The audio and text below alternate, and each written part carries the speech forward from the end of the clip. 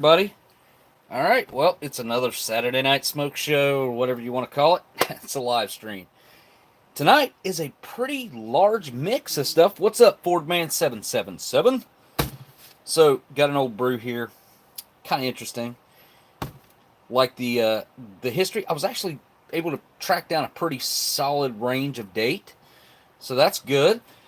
Then I've got a menu number 2 corned beef hash right here that came from Blindside. And I got to put it to the test. Blindside hooked me up with 2 of these, and I've got a purpose for the other one, and Blindside knows all about that. Hopefully, it'll happen. Kind of taking a gamble with it, but I need to find out what kind of condition they're in. Thought about doing it on the camping trip that I just went on. I mean, it just never happened. And honestly, if I was to share this with anybody, well, just anybody, someone who's not into rations like we are, they probably wouldn't enjoy it and enjoy it like we would. This is a highly sought after, if not in my opinion, it is the best MRE ever made, and hopefully this one's in good condition. You can tell that it is case fresh, very shiny. And also, here I have some items from Kman, which is MRE info in the chat right now. What? In the chat. I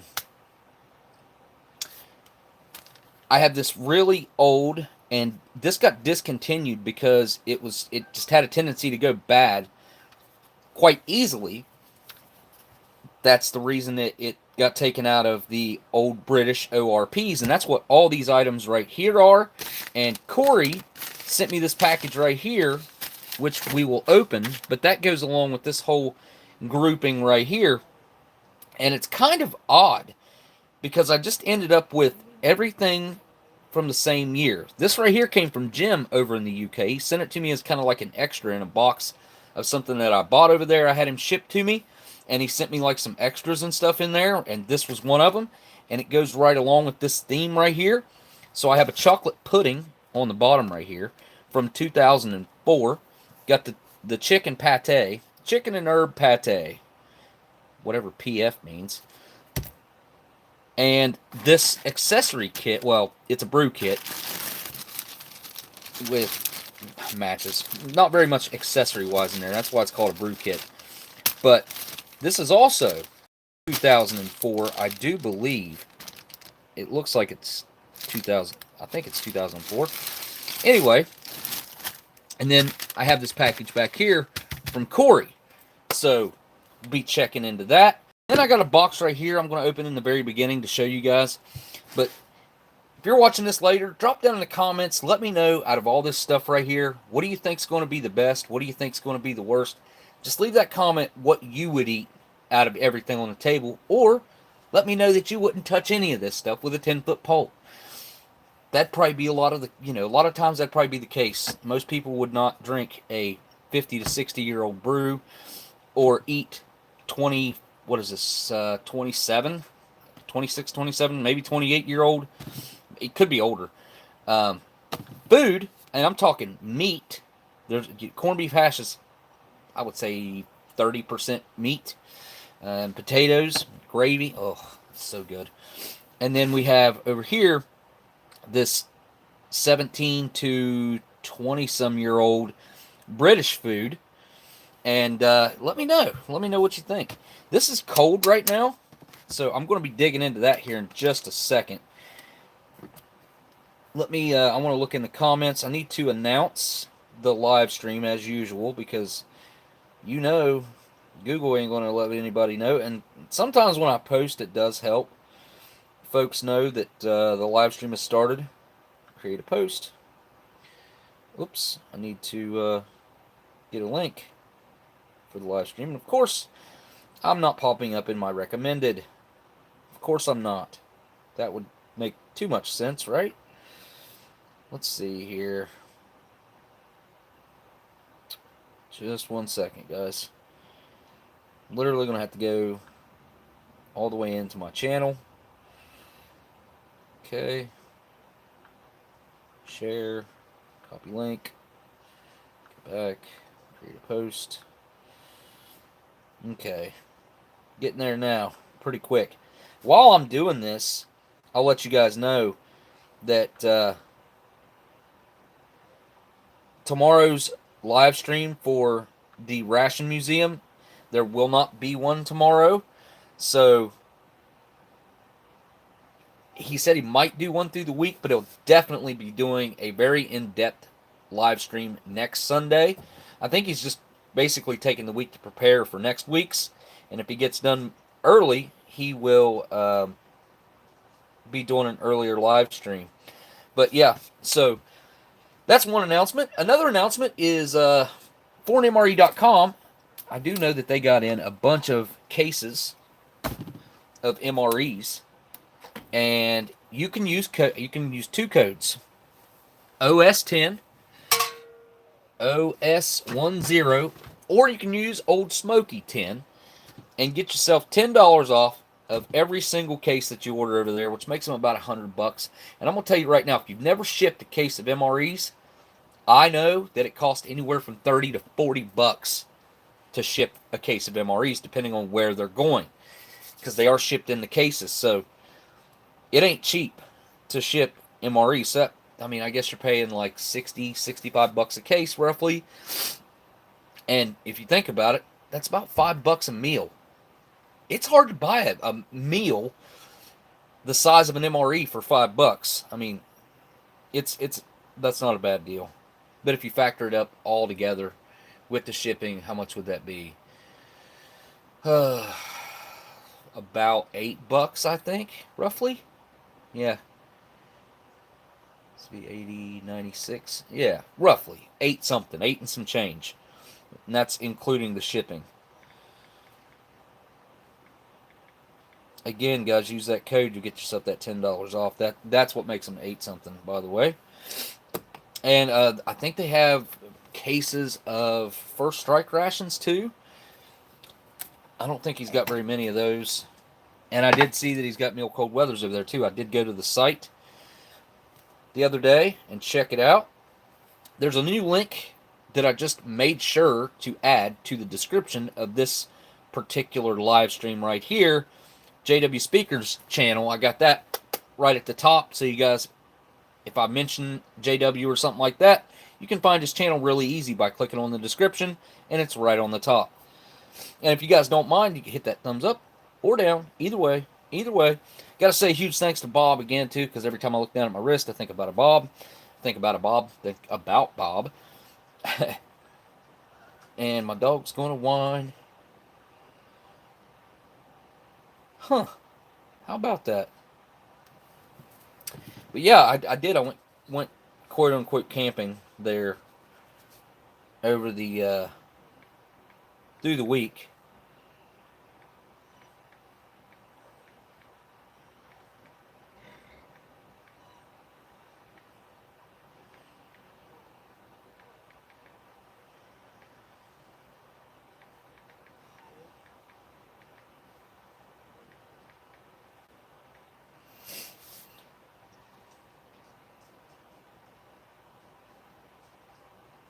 Anyway, so I'm going to start off with this, what's going to most likely be a disgusting beer.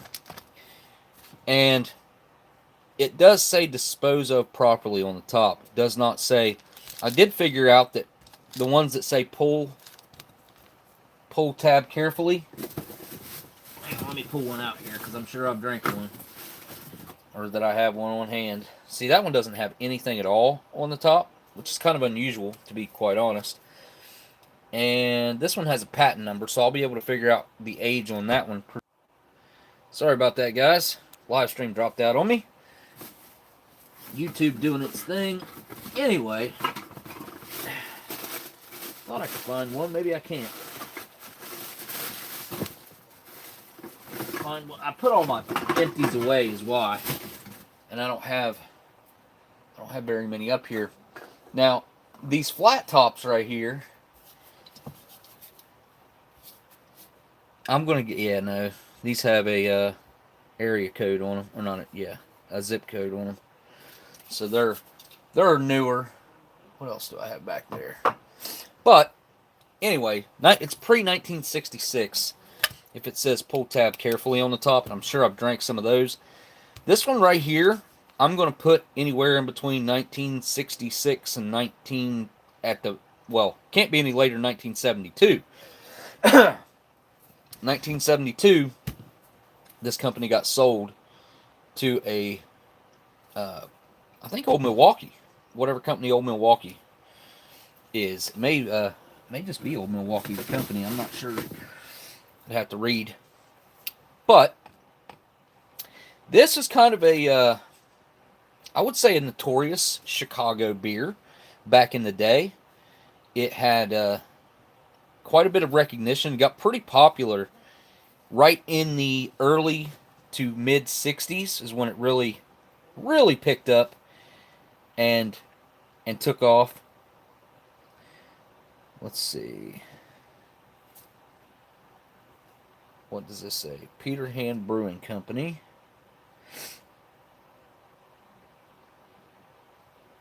Oh, that's kind of cool.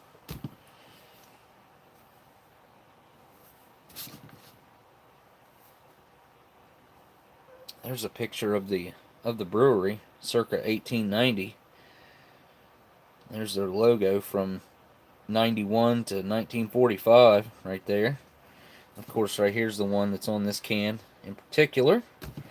Pretty cool.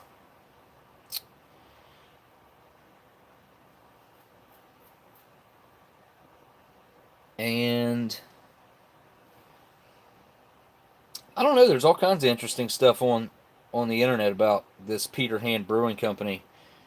Now, there's not as much about this Brewmeister beer. That reminds me, that Iron Brew. Let me pull it up. I've got a pretty interesting fact. Hang on. I've actually got a little bit of that left in the fridge. Whatever I had left from the live stream, because I ended up packing and leaving.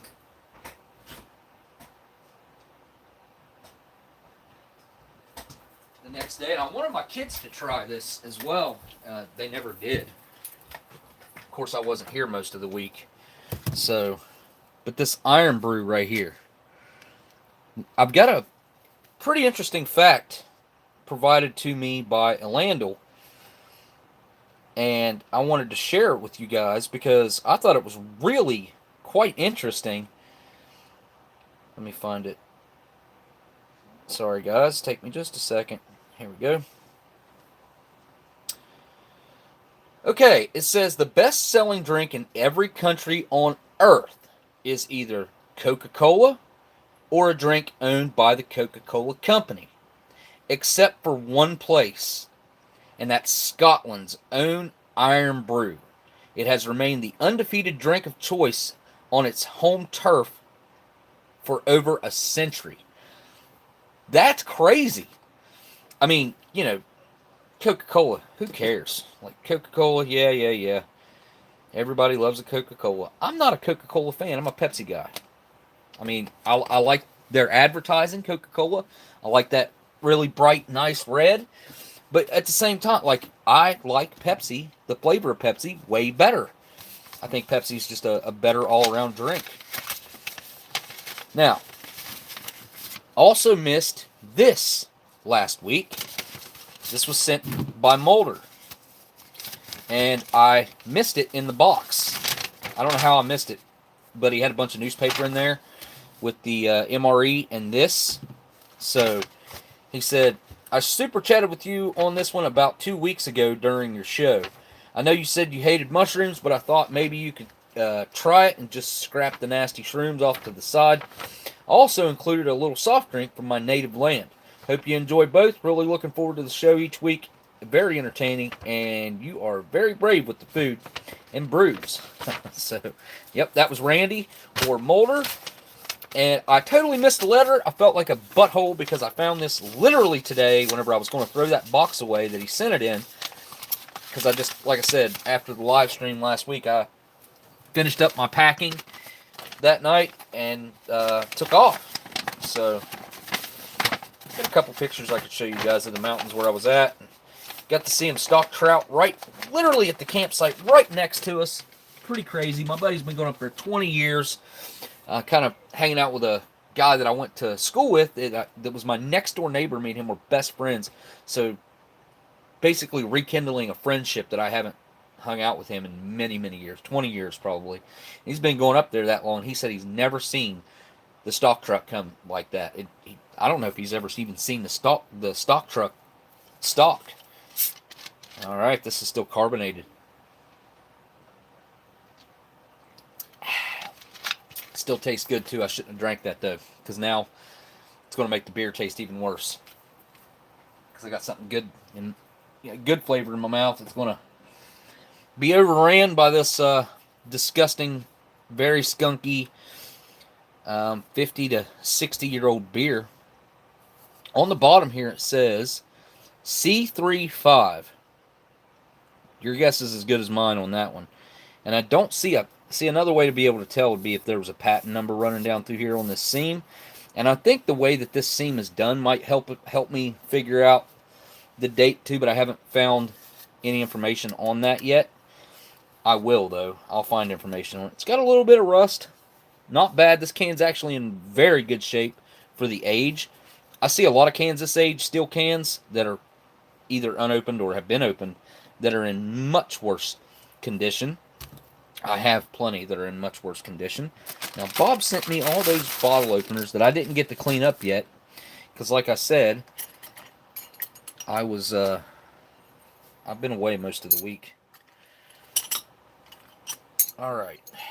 I've got a lot of stuff I want to do on the channel, video-wise. I just haven't gotten to get to it yet. Unfortunately, can't stay tonight pulling up flooring in my kids' room. Oh, that sucks. Home improvements are great fun after a long day at work.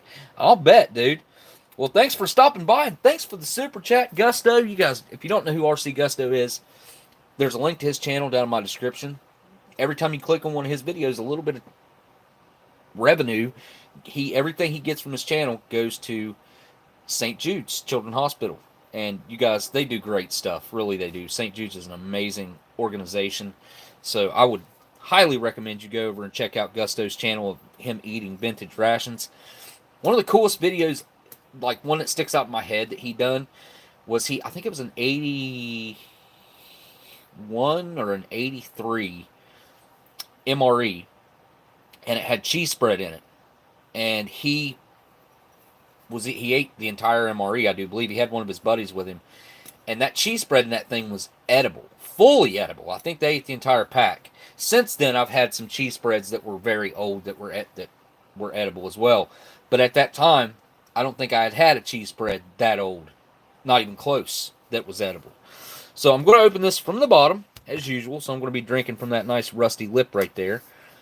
Usually I poke 2 holes in the bottom so it drains out a little easier. And, of course, this is probably going to have some nice chunks of whatever forms in these things. And I'm using the, what is this, Hans? No, Hams. Hams. Like I said, I haven't got to clean it up yet, but Bob sent this in with all that awesome stuff that he sent in last week. And, I guess I can wipe it off with my shirt, huh? Whoa, hey, Mr. Super Chat. Oh, Prime Driver Andrew. Good to be back and able to watch the stream again. Still adjusting to being home every night, but want to be able to see my daughter grow up now that she's born. Well, dude, I'm glad to hear that you're able to do that. And yeah, I can imagine that's a huge change, which I actually know it's a huge change. I've done exactly the same thing that you're doing right now. So yeah, it's kind of like culture shock, I guess you could call it. Going from being your own boss on the road to being a family member that is no longer a boss of anything, usually. But thank you for that super chat, Prime Driver Andrew. It's good to hear that you're home. Gusto says it was an 83 beef patty. See, I knew it was either 81 or 83. It was absolutely pristine condition, incredible. Did that with my buddy, Safety Optional. Yeah, I remember watching that video pretty well. I mean, that's probably been 2 or 3 years ago that video came, that you put that video out. And like I said, dude, I was amazed at that cheese. And thanks for that super chat, Gusto. I appreciate that, man. But yeah, you guys got to go check out Gusto's channel. He's got all kinds of videos over there like that. That's just one of them. So let me quit blabbing. And I'm going to drink this, and then I'll open that, and then we'll get to eating some foods. All right, here we go. Please be carbonated. Please be carbonated. I don't want a flat one.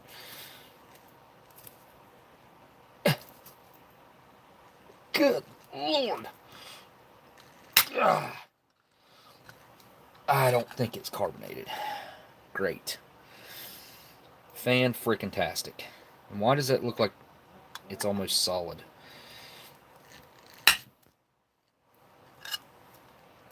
Oh, good Lord. Alright.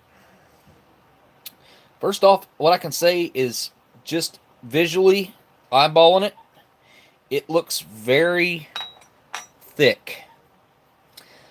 Oh yeah, Easter's tomorrow. Happy Easter, everybody that practices that.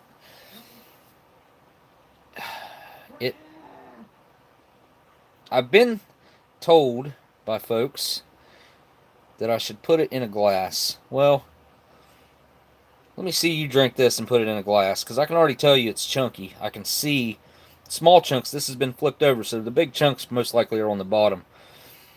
And let's give it a smell test. Well, first of all, it smells fruity. It's got a very, I don't know what fruit that smells like. Kind of smells like kind of oranges mixed with cranberries, maybe? Alright. Anyway, want to flip the camera around.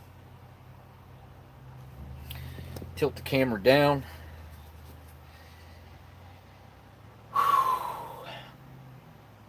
And just go for it, I guess. First of all, I'm not looking forward to this one. I would imagine that the alcohol content goes up in these. So, and I will say, I drank 3 of these one time, and three vintage steel cans, and it did a number on me. So, and I did it at the beginning of the live stream, I'm sure. So I was pretty toasty throughout the entire thing. Anyway, I haven't had anything like this in a while, so this is probably also going to cheer me up, or whatever you want to call it. I don't want to say it because I don't want to get flagged by Google. Down the hatch. God. Just, I don't know why I do that. I don't know why I wuss out like that, but I do. It happens. Hit that thumbs up or down, either way, whichever way you like it. Down the hatch. Oh, that's horrible. That's horrible. Oh. Yeah, it's not carbonated at all. It's not super metallic. I'll say that. Looks like a fine dinner and drinks tonight. Keep the iron brew close as a chaser. Thank you there, Mulder. Appreciate that, man. Appreciate the super chat. And then we got History Savior with the super chat in after that. Says, Happy Easter, buddy. Don't drink that. Happy Easter, everyone. I think you meant Happy Easter, everyone. And I can't stop now. It's very oxygen damaged. I would consider it to be, I mean, I don't suppose it goes rancid, but it goes through these changes that oxygen makes things form in beers. I'm not exactly sure what they are. My buddy, GabeRILLA, which there's a link to him in the description as well, says that he thinks that it's protein that starts to bind together in chunks. I don't really know. Or form, actually. And then there's Koreyyy. Oh, dang it. I forgot the stream was starting. So, package from Koreyyy over there on the table. I have not opened it yet, Koreyyy, so you're good, buddy. And here we go. I got to finish this thing. I'm going to try to do it in, I don't know. This is going to be a tough one.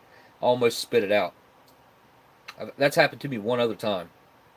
That it was one time it's so disgusting I could not drink it.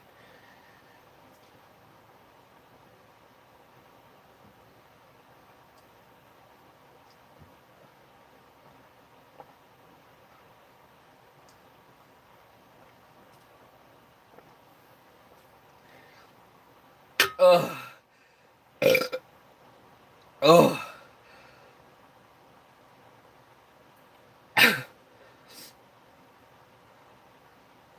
Oh.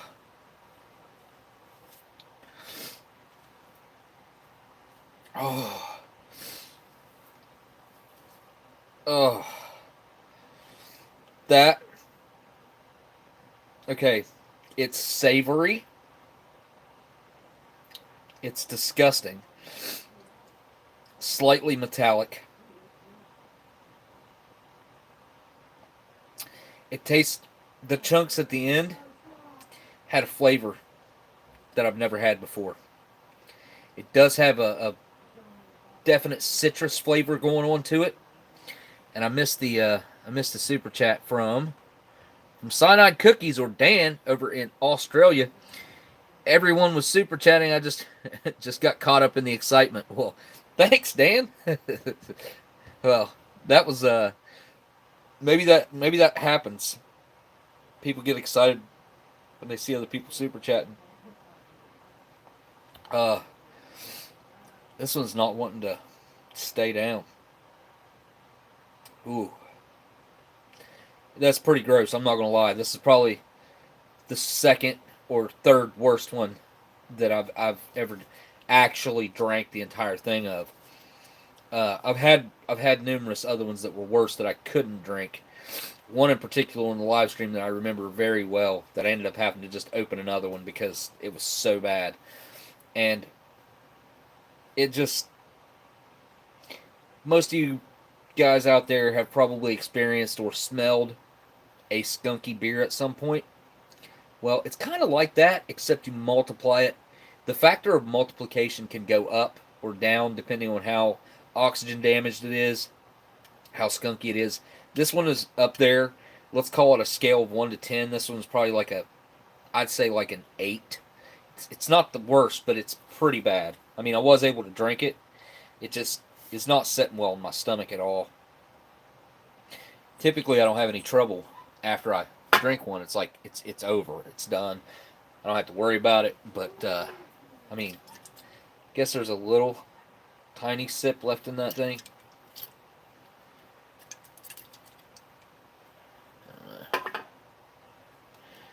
All right, so yeah, I can feel the chunks in my mouth. They're slimy at first when they first hit your mouth, and then they go like almost like hard, like they have almost like a solid center to them. And I don't know what that is, unless maybe it's like particles of metal that something, protein, something starts binding around it, and then it has like that solid center. I don't know. That's one thing I don't like about consuming vintage drinks. It doesn't happen with sodas. Like, not in my experience. I've never had a soda that had chunks of anything in it, personally. Now, I'll tell you guys something real quick, interesting about a beer that I drank all of it, but probably about that much, and I left it sitting right here on my mantle. Forgot about it for a whole week. Was setting up for the live stream, took that can out into my sink and went to dump it out, and this thing came out of it. This solid mass it was round, the same shape as the can. It had solidified into this gelatinous, like, I don't even know what it looked like. Like a puck of slimy disgustingness, and it was so solid that I could pick it up, and I rinsed it off and set it on a paper towel, and it dried out into like this weird puck of, I have no idea what it was. It was crazy. All right, let's get into this. The rest of this stuff on my table. I'm blabbing too much for you guys. Man, I got some vintage smokes around here somewhere. I wanna have a cigarette after that beer while I'm going through this stuff. What did I do with them? Got a whole box of them here somewhere. What did I do with them?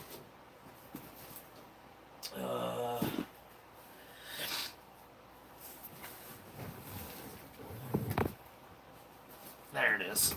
Okay.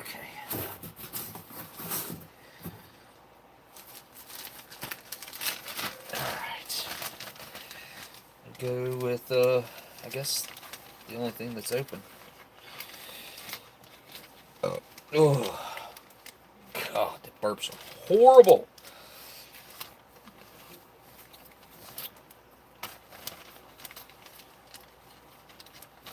It's cool because I have smokes from right around the era of this MRE right here tonight.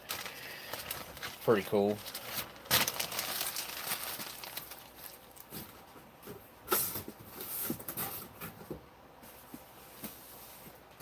Alright. Next up, I want to open up this box right here real quick, and then we'll get Koreyy's package opened up.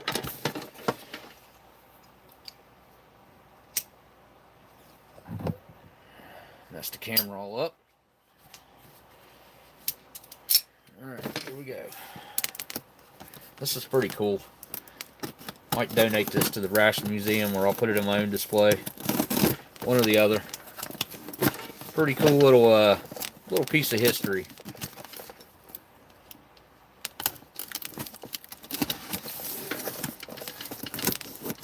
So I don't know how many of you guys are from the, I don't know, say 90s, 80s, back, born in that era. But having something like this would have been the shit whenever I was little. I mean, look at this. Look at that. That is so cool. Made by the Marks Company. And that says, oh, it just says Marks Toys. I thought there was a date there. Marks Toys. It's actually functional. You can put your water up in there, which that lid is not screwing on. But yeah, it's screwed on good. You got your little clip on there. Looks like somebody homemade put that on there. You clip that on your belt. No, actually that came on it. Here's a little cup. Not very accurate. I'd much rather have had a cup to go in the canteen, but here's the cup that you get. It is what it is. It's got a little lid. And then you get your mess kit. All in OD green. It actually does slide down on. Oh. They really shouldn't have put that on there like that. It'll make it impossible to get off. It's not how it goes. And check this out. We even got a little knife, which is accurate. That's how it's supposed to look. I mean, obviously, it's bigger. Here's your fork. Very flimsy. I mean, you could probably eat with that, but look how flexible it is. And then there's your spoon, which also, that part's very flexible.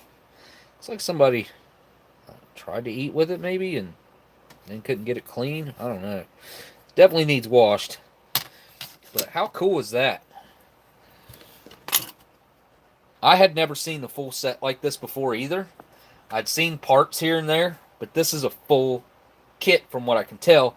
Unless maybe there might be a canteen cup missing, which I'd almost be willing to bet that they made the canteen cup because they made the canteen with the rib on the top, the seam right here.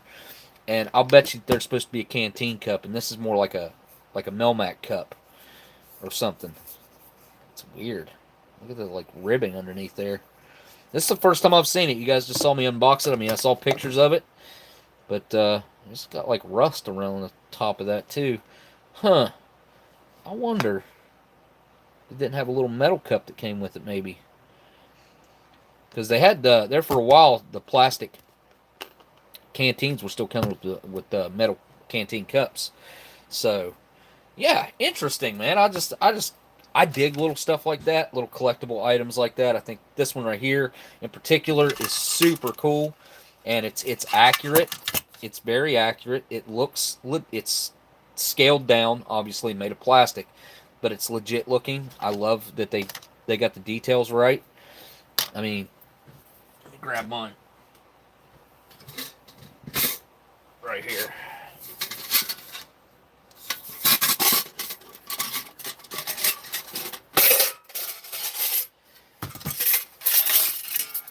There is the silverware, the real silverware. But you can see the lines and stuff, they got them right. Even the proportions of how long the teeth are on the fork, the prongs, looks right. Ha! And this little ribbed area right there, all that looks right. So the only thing that's missing is the U.S. stamped in it right there. I kind of wish they'd have done that, but still, very cool. Dig it all the way. I like that. I like that a lot. So I thought you guys would enjoy seeing that as much as I did. My little mess kit.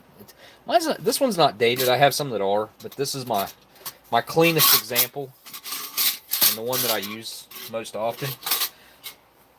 I mean, I've got World War I mess kit from 1917, I think mine is. And got World War I canteens, cups, all that.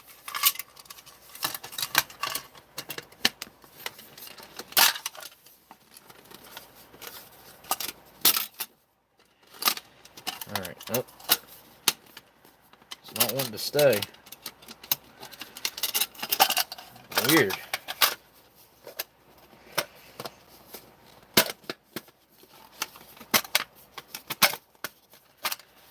Alright.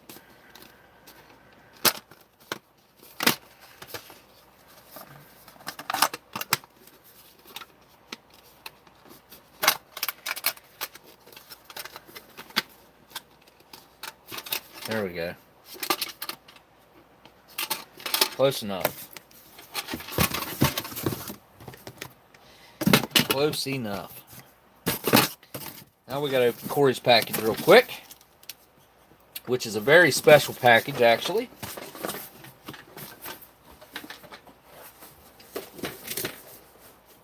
Alright. Here we go. And like I said, I got this whole grouping is from 3 different people. So let's get this opened up.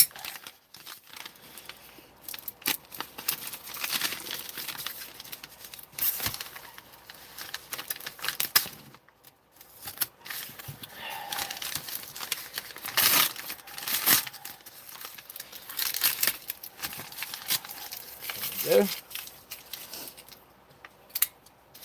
And oh, look at that.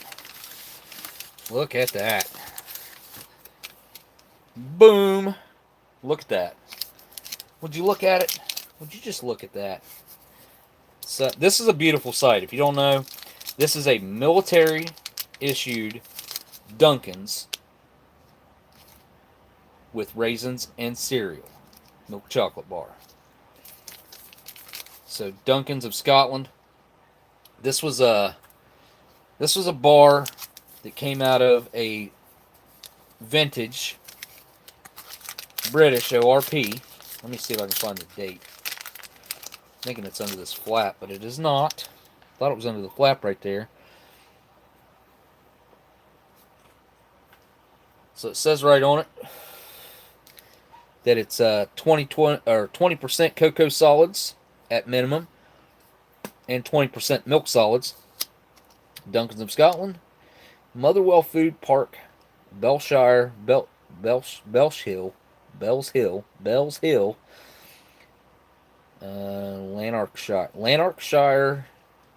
I don't know what MI stands for, but I thought there was a date on this thing somewhere. Aha, right here. Looks like 3327. So I'm going to guess that this is a 2003 from the 327th day. So 3327. So there we go.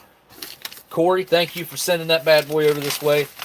I'm not going to lie. I hate to even open the thing, but it's going to happen. It's going to happen tonight. And we got all this other stuff right here too. So, going to start off with the main meal, and then we'll get into this stuff here, which is just, I mean, that right there is the belle of the ball, right?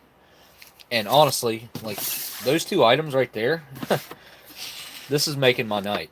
This is like a delicacy. Like, that's what you guys got to understand. It's what gets lost in translation a lot with these.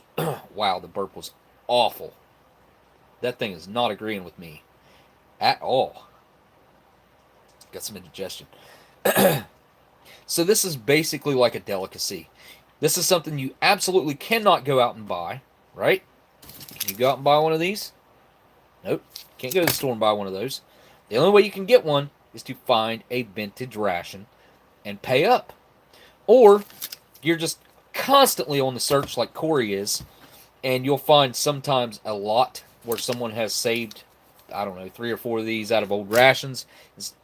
Most of the time, whenever you see something like that, they toss the rest of the ration. They just pulled the chocolate bar because they thought, well, the chocolate bar looks cool. It's probably okay. And saved it. But I thought this was the one you could see the Dunkins. Like, because there's Dunkins printed on each piece, but you can't see it through the packaging. Anyway, super awesome bar. And they're no longer in business, so you can't buy a Dunkin's chocolate bar anymore. Alright, I need a razor blade, if I can find one. Where is my razor blade? I don't know what I've done with that the other day. Seriously lost it. Aha. I've got more of these, I just don't know where they're at. Still got part of a Russian chocolate bar sitting here. Alright, my dog. Is there anybody back the hallway? Hey, Ethan! Ethan! My little puppy dog ain't doing nothing but barking back the hallway. Alright, set that stuff off back to the corner. I'm going to leave that sitting right there until I get my tray out. Oh, Jordan. Alright. So, this particular MRE right here was produced by Right Away Foods. So, Rafco. What was previously Rafco changed after '89. So Right Away Foods changed. I don't know what year it changed from Rafco. Can't remember. We're going to slice this bad boy open nice and carefully.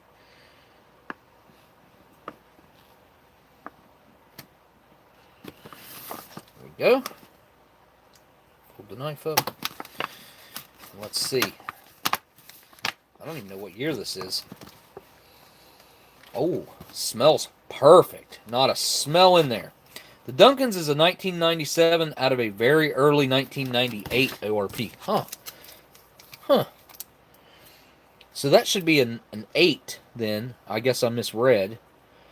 So this is actually a little older than I thought. This would have been one of the first runs of Dunkins in the rations then, wouldn't it? Corey would probably be able to tell me. And thank you for that super chat there, Corey. Appreciate that there, bud. All right. First off, the main corned beef hash. Ingredients: cooked beef,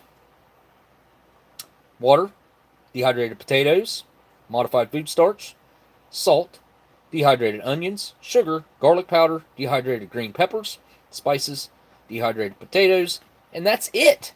That's all that's in here. The rest of these little things in parentheses are just a breakdown of, like, scientifically explained what items are. The final digit is the year. What? Really? What? There? 7? Huh. I got a lot to learn about them then. I don't know. So there's our corned beef hash. Lovely corned beef hash. Next up we have an apple jelly. Got a little something on it. But man, these packages look absolutely pristine. They are looking really good. Uh-oh.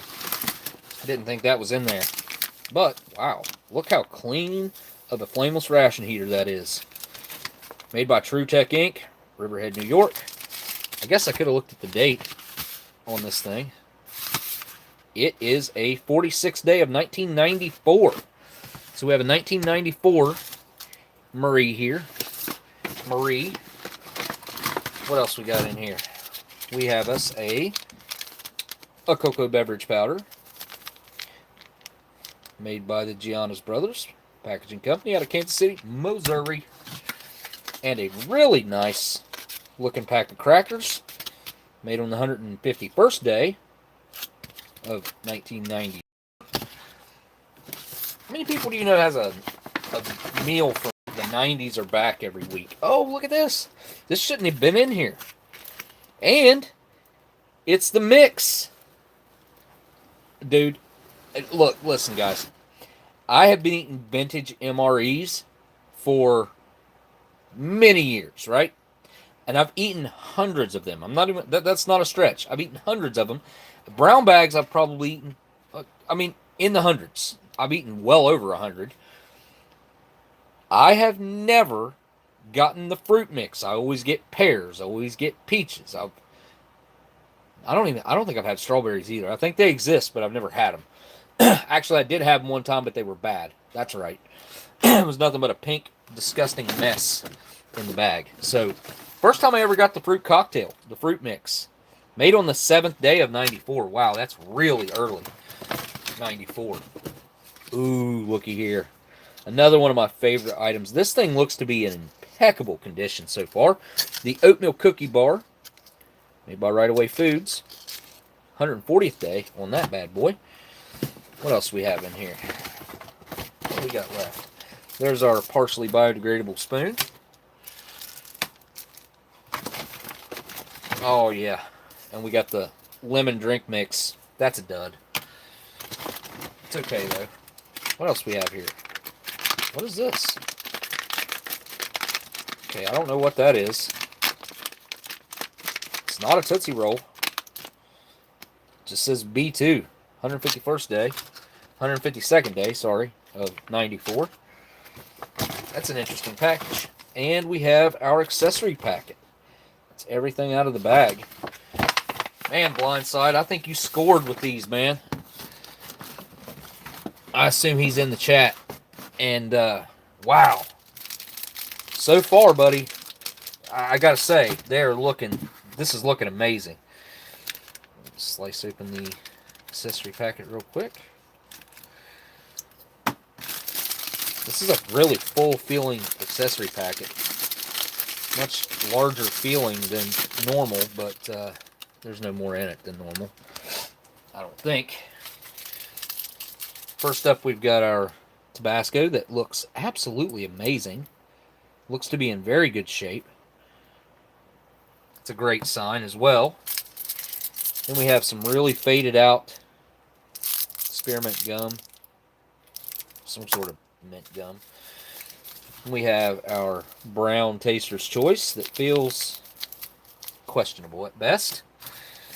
We have a cream substitute dry non-dairy that may be hard. Can't really tell. We have our matches. Produced by D.D. Bean & Sons, but you can't read it at all. And there's your text. And these are black with red tips as well. Nothing like that pack that I saved. Let me show you all the difference real quick since I just have them handy here. Look at the difference. See the difference? Look at those versus these. See how much darker these are? Really nice red. These ones are like faded out. Yeah, this is a really nice pack of matches that I saved. Stupid, saving a really nice pack of matches. I don't know. That's just how I am. And here's our Domino Sugar. Best brand in the world of sugar. We got our refreshing Towelette. Citrus. We got an iodized salt that looks different. It's very odd looking. Mark Lynn Industries. Huh. Manufactured by Mark Lynn Industries Incorporated. Bremen, Georgia. I've never seen that before. Maybe I have and I just didn't pay attention. And here is your U.S. issued butt ration. Or napkins. Paper towels. Whatever you want to use them for. And that is it. That's the whole meal. No cherry drink mix in this one. You end up getting, we get this this thing. Instead, sugar-free lemonade drink, which you know that's going to suck. Probably made with NutraSweet. So aspartame. Right? Ingredients, artificial flavor, lemon juice solids, aspartame. Good on you.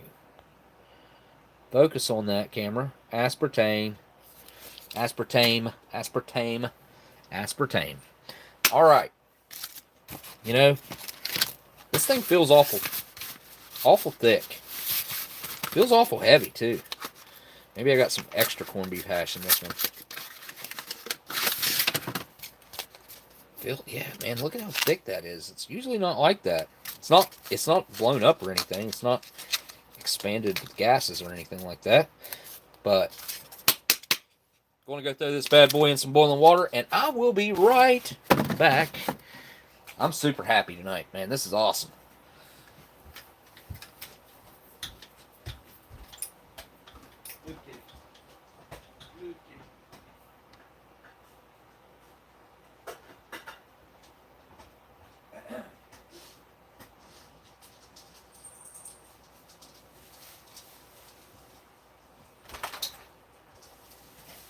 Sebastian, lay down.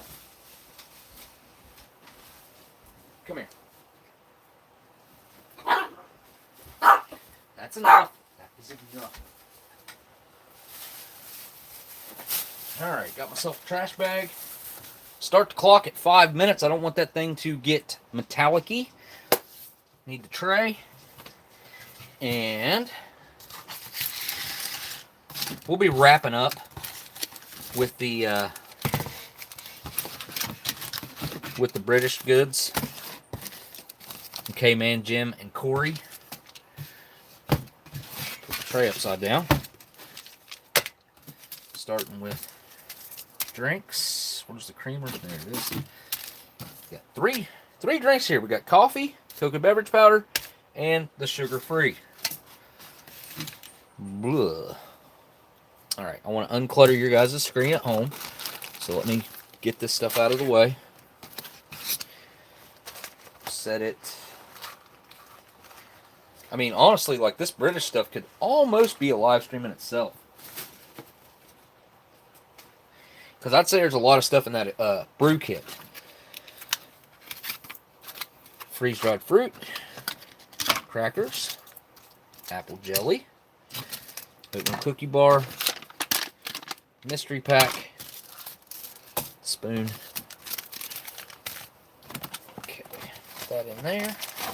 The last time I had a corned beef hash on a live stream, when I opened it up, it had a white pack of fruit in it, which was very odd. And it also had this really strange white spoon. Now, I saw someone else get one of those really weird white spoons recently, but I cannot remember for the life of me who it was that got that. Did I miss a super chat? I think I... Of course my super chat's not going to tell me. You know what? I can show you guys what I can see by mirroring it with another one of my phones sitting here. I can turn the camera on so you guys can see what I see. And I'll show you guys that whenever I click over on that stuff, it doesn't show me the super chats, which ticks me off. Smokey, I didn't stay up till nearly 3 a.m. to not see... Okay, I'll open it, buddy. I'll open it. If you want... Well, I was going to say I'd open it now, but that wouldn't make sense eating it with this U.S. stuff. Sorry. It just wouldn't make sense. Alright. Cocoa beverage powder first.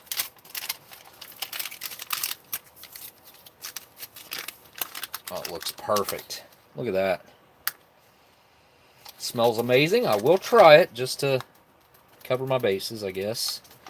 A little bit of powder in my hand.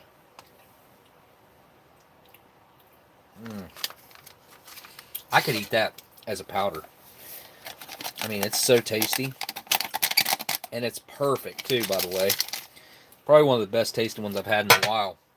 I mean, not a lick of age at all to that flavor. Very chocolatey. Yummy. Goodness gracious. Great balls of fire. Give it some water. Put a little extra water in there because I want a little more hot cocoa tonight. And you can do that. I mean, Just depends on how rich you want it. But I could have filled that cup all the way up with water, and there's plenty of mix there for the drink. I may even add some more water to it just to prove the point. I mean, it calls for 6 fluid ounces of water, I do believe, or like a quarter of a canteen cup.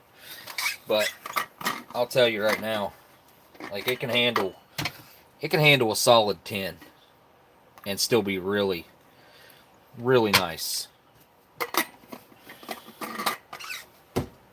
Alright, I got to be getting close to that 5-minute mark. I do not want to let that stay in there at all. The 98 RCW cocoa I had was the best thing I've ever drank. Koreyyy, yeah, the cocoa beverage powders from back in the day are, in my opinion, 10 times better than the new ones. I mean, in all reality, they just are. You know, I'm thinking let's go with the Superman cup. I haven't used it in a while. Usually just go for the Gremlins or the Pink Floyd cup. Going with the Superman. Throw this stupid lemonade in there. Probably got about 1 minute left. There's the powder. Not much to look at, and I can't really taste it. If I do, then there won't be much to drink. So.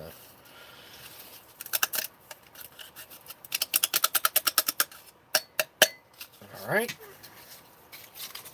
That calls for 8 ounces of water. That bottle of water just exploded everywhere. Okay.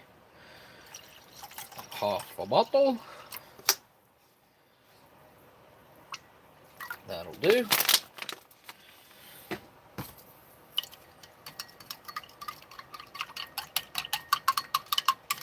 Yeah, I want to open up that brew kit too. Bunch of really cool drinks in there. Vintage teas and whatnot. What's next? Let me go get the main out, guys. I'm pretty sure it's probably been close to 5 minutes, wouldn't you say? I did not look at the time whenever.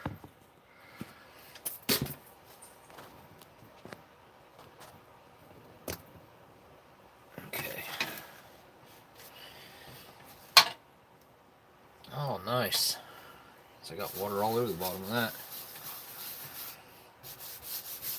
Left a nice ring on there. I don't know how I managed to do that.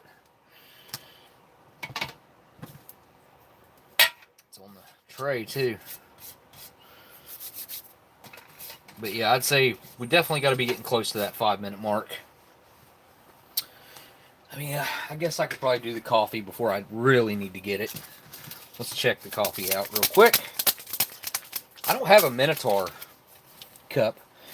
Minotaur doing that contest thing. You know, I've seen a lot of people that have gotten those contest rations who didn't, like, ordered multiple of them. 2 to 4. I think someone I know even got 5 of them. Didn't get a certificate 1 in the ration at all. So, I guess the winners are out there. They gotta be, right?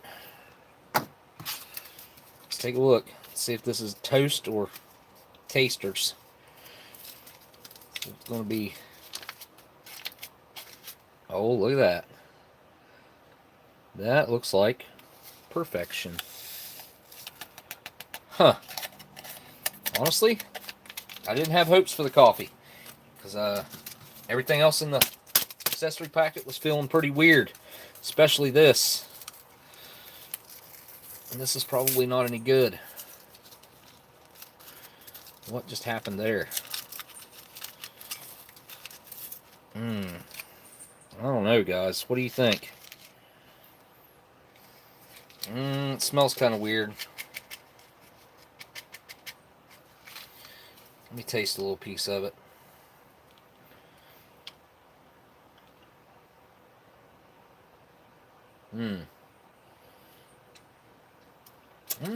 That tastes okay. I probably won't want to dissolve, but oh well. It'll be fine. tastes just fine though. Tastes just creamy.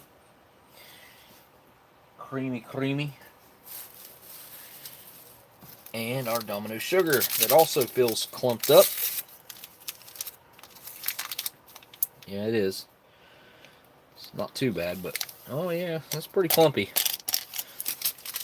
Something you usually don't see is that Domino sugar go clumpy on you. Usually it's in good shape. All right, let's get some hot water going on here. And hopefully those chunks of creamer will dissolve. I'll set it off to the side here and we'll find out. Going after the main, guys. Be right back.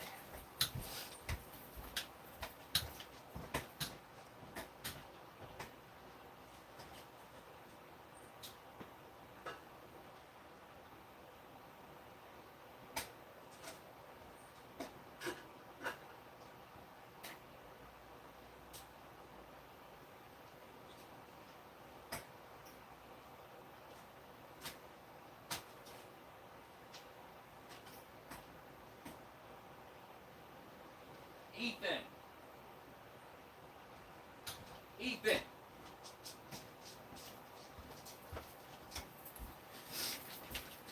I didn't see my son leave. He must not be here. Huh. Okay, there's our main.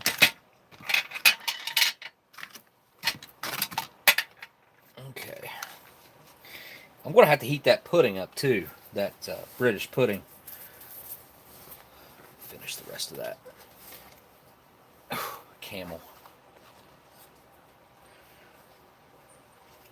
What is it?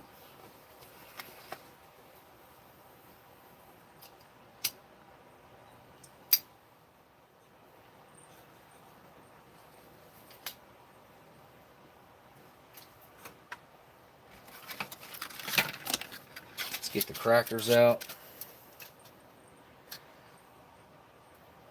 Microphone. Oh yeah. That's a good break of that seal. Oh, it's broken. Yeah, just a corner maybe.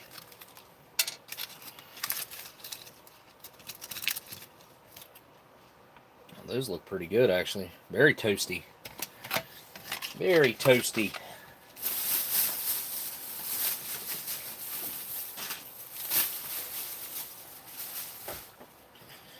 Okay, what's next? Let's go with the... do that last. Let's find out what this is.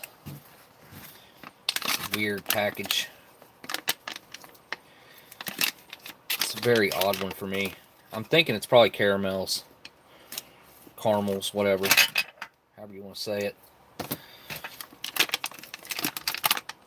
Aha, it is. Well, these will be a good judge of character of how this ration's been taken care of over the years. They look perfect. Being double packaged like that should help them out tremendously. But we'll find out, won't we? You know, it's weird, but I'm going to keep that because those unlabeled packages like that are very, very odd to find. And apple jelly, and give it a little knead here because not. You want to reincorporate the juices back into the actual jelly itself. If not, you have like this very dry, gelatinous stuff it's not very pleasant. And then you have the runny juices from the apple. But honestly, this didn't feel that separated compared to a lot that I've had before. Okay, guys, don't forget, the smaller the hole, the more control. That's a Gundog saying that I really like and I use a lot. I've always been that way, the smaller hole like that, because I like to have control, but never heard it said like that until I heard Gundog say it. Alright, next.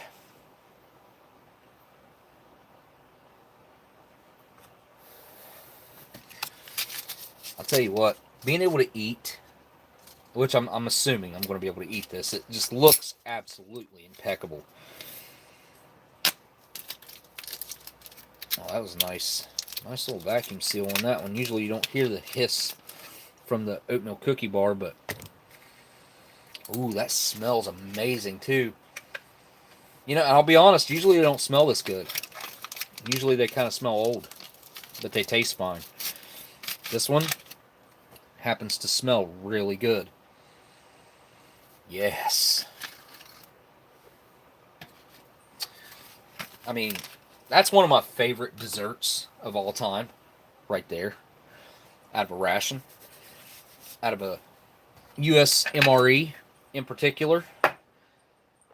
Setting that Tabasco up there. Setting the open one right there.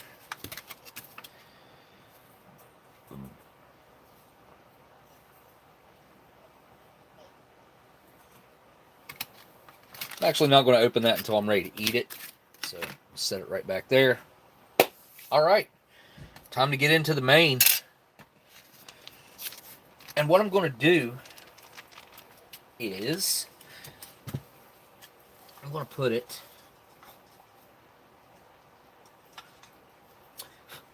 no, I dropped the main. I'm going to put it in a bowl because it'll hold the heat a lot better. If I put it on that stainless steel tray, guys, it'll be cold within 5 minutes. I mean, it'll be basically room temperature within around about 5 minutes. If I do it this way right here, it'll be good for probably, I'd say, pretty warm for about 10 minutes. Oh, it just squirted juices everywhere. Dang it. Oh man, that looks perfect. It smells so good. It smells so good. I guess this main doesn't look all that appetizing to most people, but I don't know how I could convey how good this is. Oh. If I had my way about it, ow, golly. If I could get my hands on a vintage corned beef hash once a week, I would eat this main once a week, at least. I could probably eat this main once a day and not get sick of it. I mean, I could eat this for breakfast, lunch, or dinner without any qualms about it. And look, it's not runny at all. Usually this breaks down with time and it'll start to get, you know, somewhat runny, I would say. This one is not runny at all. Yeah, I've had a lot of them. I mean, that somewhat has to do with the year and the manufacturer sometimes. But man, these potatoes, look how solid they still are. Look, like I can cut that. It's even hard to cut. Look, just cut that potato. All right. And something I don't typically do, which I'm sure this thing is jam-packed with sodium. No nutritional facts on the on a 94. But I'm going to add just a tiny bit of salt to it to start with. Not much, just a bit. Mix it up a little bit.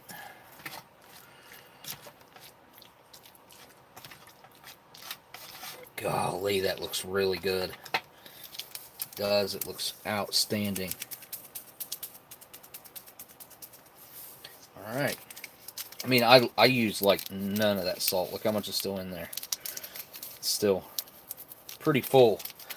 I might have used like a third of a gram, if that. Tell you one thing I should have done before I stuck my spoon in this. Let's try to mix this up. That creamer is not wanting to break down. It's leaving this weird film on the top. Golly. I don't even know what I've done to deserve this. Blindside, I gotta say a huge thanks to you again, man. for hooking me up with this. And hopefully that person we know that I'm going to send the other one to will enjoy it even remotely as much as I will. And let's find out just how edible it is. I'm 100% confident in the looks of it and the smells of it. And I'm about to tell you what it tastes like. Look at that. I don't know if... Does that look appetizing to you guys? Does it look as good to you as it does to me? My mouth is watering. Legit, just like gushing. Alright. Oh, gosh. Alright. Down the hatch. Oh. Mm-hmm.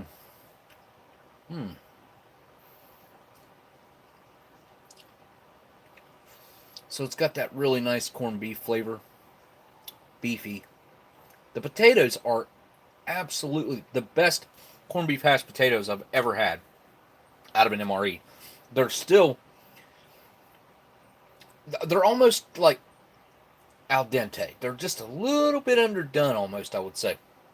I mean, they're not like crunchy at all, but they're still pretty daggone solid.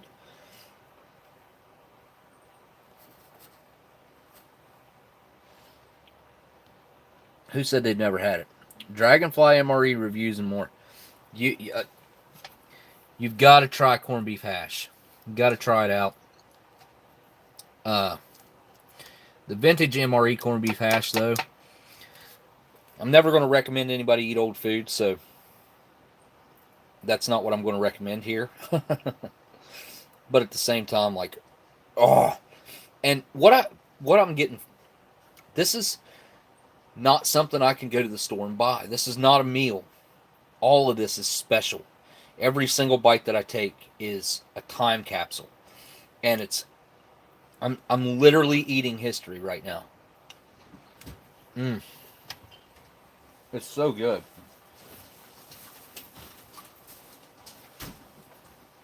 And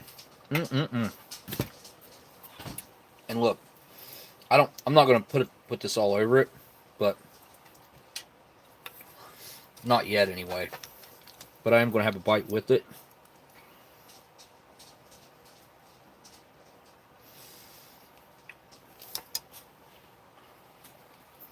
Hang on a second.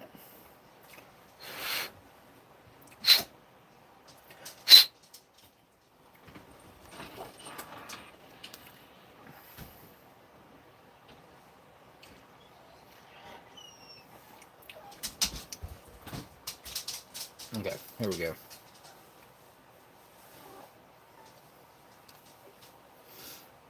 There we go. Some Tabasco on there.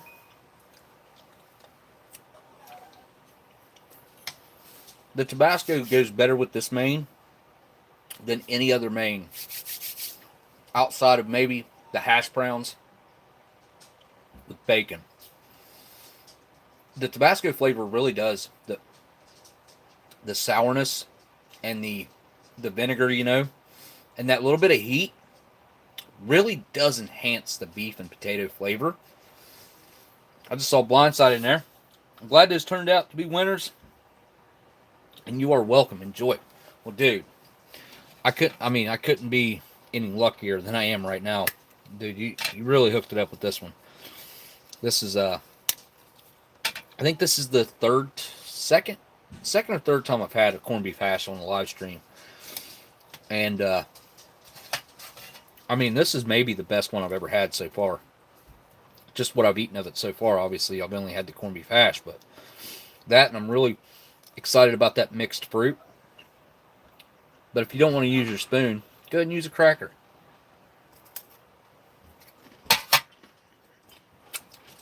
I didn't try the cracker on its own.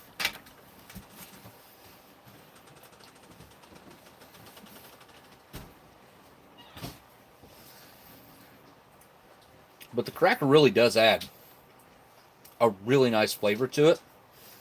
And these older crackers have a really heavy malted barley flavor that you don't get in newer crackers. Crackers is something I've been thinking a lot about here lately. I want to try to get MRE crackers from the early 80s, the mid 80s, early 90s, mid 90s, late 90s, and so on. I would like to get some from each year, and I would literally sit down and try each and every one of them on a live stream just to see when the changes happened. When did the malted barley really kind of leave the MRE cracker? Because it's not in there anymore. Hasn't been for a long time. But and these are very toasted, so you get a lot of that baked toasted caramelization on the wheat, the flour cracker. That's a good cracker. Way better than a saltine, because it's got a lot more depth.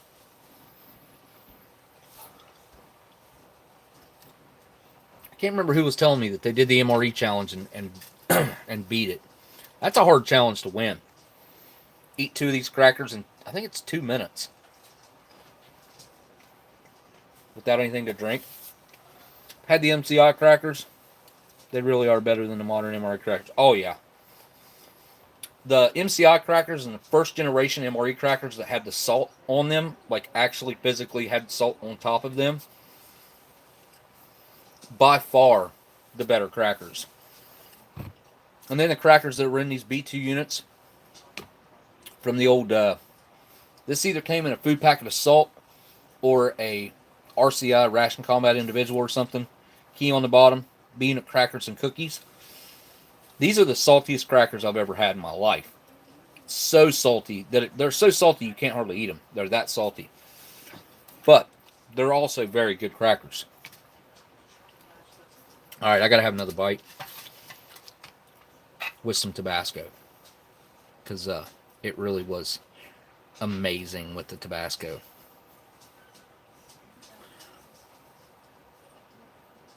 Wait till you guys see the kittens this week. They're awesome. All right, here we go.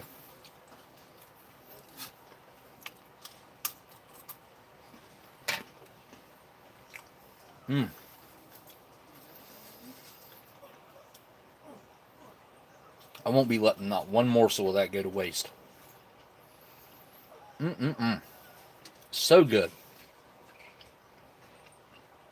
What's the cracker challenge? It's the MRE cracker challenge. Something they came up with. Guys in the military came up with the challenge. There's a video posted on YouTube many years ago. I'd say 8 to 10 years ago probably, of some guys doing it on a base somewhere. And it's basically you take a pack of MRE crackers, start the timer, open the crackers, try to eat both crackers in less than 2 minutes without anything to drink. I think it was 2 minutes. It might have been 1 minute. I'd have to check that video. But that's the premise. Eat them as quickly as you can without anything to drink. Most people can't eat them in 2 minutes without anything to drink because your mouth dries out so bad. Kaylin says it is 2 minutes. Okay, I'm going to try the coffee since it's looking all weird. It's got that nice creamer film on top. Let's see what it tastes like. Not that great because the Tabasco has my mouth a little bit on fire, and this is extremely hot. I shouldn't have done that, but it tastes fine from what I could tell. I'll try that again later. I'm going to wash it down with something cold. The aspartame sugar-free lemon drink.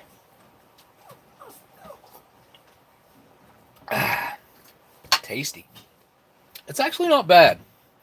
Nice live stream, Smokey. History Savior military history themed rations are on the way in a few weeks. Rations will cover from the Revolutionary to World War II. Whoa. Well, I got to see that. And that reminds me, History Savior's doing a giveaway as soon as he hits, 1,000 subscribers? Let me check your channel. But as soon as he posts that video, it may already be out. And if you're not subscribed to History Savior, and by the way, thanks for that super chat there, History Savior. As soon as I type in partial history, History Savior comes up. History Savior. Go to videos. Minotaur AFR Extreme Spicy Steak Chili Challenge was a fail, he says. There it is. Boom. 1,000 subscriber contest announcement and huge news. Dum, dum, dum, dum, dum. Go over there, watch that video, guys. Comment on that video, and you'll be entered to win. You'll be entered to win History Saviors giveaway over there. So, highly recommend that you do that. Yep. Tabasco's got my nose running. What was I going to do next? Oh, yeah, apple jelly. Let's see. Okay, wow. Look at that. That is... that's impeccable. That jelly is not in the slightest bit runny. Look at that. How many times do you see jelly that's brand new come out of the package looking way worse than that? I mean, I actually haven't seen a vintage jelly ever look this good. All right, here we go. Let's see.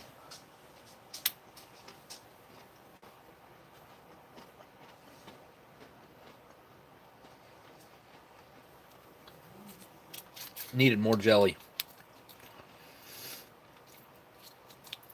Something about that toasted flavor of the crackers and the sweetness of the apple jelly mixes very well together. The caramelization that happens on the top of that flour cracker whenever it's baked so nicely like this is.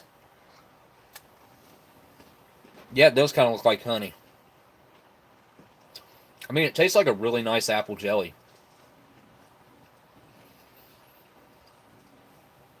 If you've ever had MRE apple jelly, I mean, it's not very...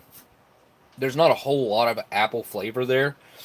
And to get apple flavor into an apple jelly is quite hard. You really got to concentrate it a lot for it to have that apple flavor. So it's just kind of a really nice sweet jelly. But that was actually quite good. And I will... nope. I'm going to wash it down. Yeah, I'll wash it down with coffee. There's still big chunks of that creamer floating in there that I can see now that have like came up from the bottom or something.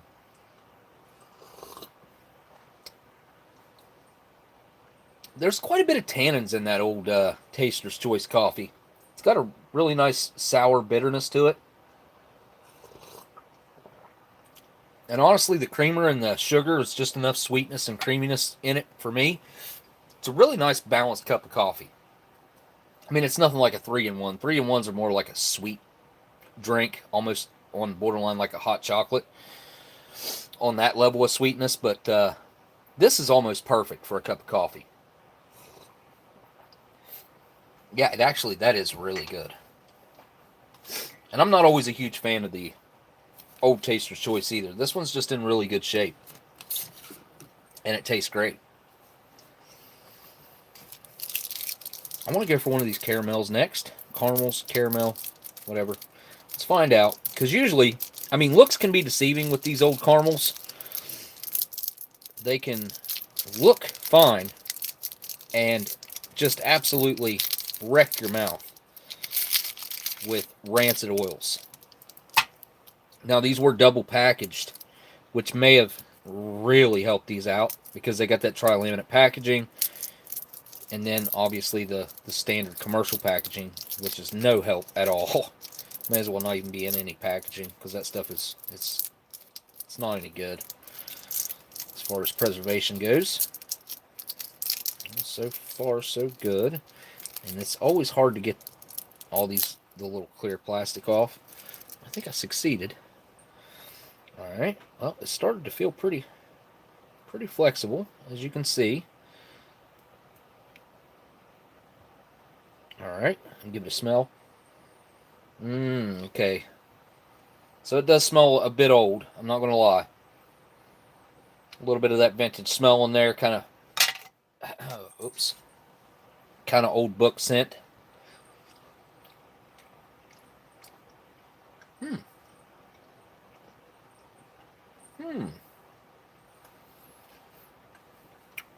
I'm very surprised. I can't believe this. Actually, I don't think I've ever had the caramels be good. They have a slight And I do mean slight old flavoring to them. But as far as the mouthfeel, the chewiness, they taste like a caramel with a little bit of an old book thrown in there.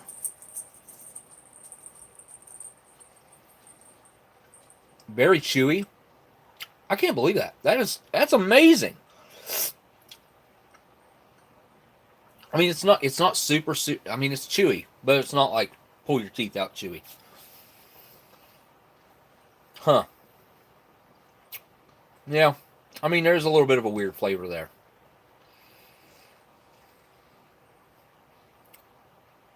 I would say it's probably the milk solids have slightly went off. They've slightly gone bad. And I do mean slightly. But that's what that flavor is that I'm tasting now that I can really get a good read on it.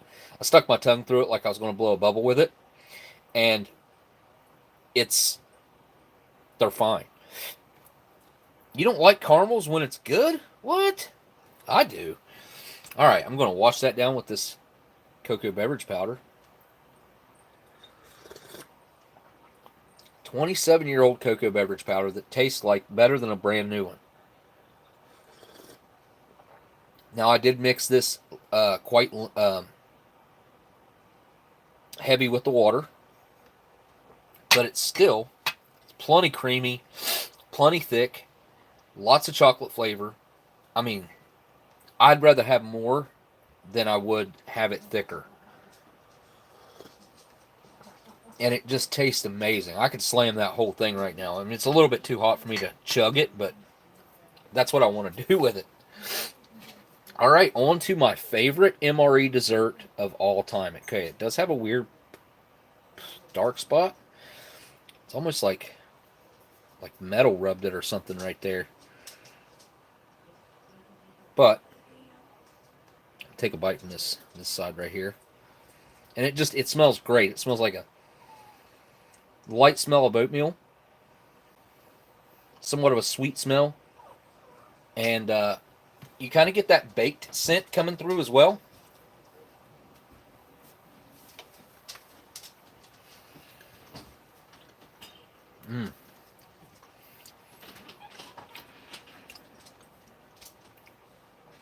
I think that's the best oatmeal. That's the best compressed oatmeal cookie bar I've ever had. That's not an exaggeration. There is not even the slightest hint of anything off with that, age-wise. I guarantee you that it tastes just like a fresh one. I mean, there's just a slight bit of grittiness to it from where there's sugar in it. I'm sure it was always that way. But it's got a really nice chew to it. It's not super crunchy. It's not real hard either. I've heard people say throughout the years that, oh, those things will break your teeth. Not these ones. The shortbread ones, they'll about break your teeth. I ain't gonna lie. Shortbread ones are hard. Chocolate chip ones are super soft, too soft in my opinion. And the oatmeal cookie bar ones and the granola ones are pretty similar in their stiffness. All right, time to open up the fruit.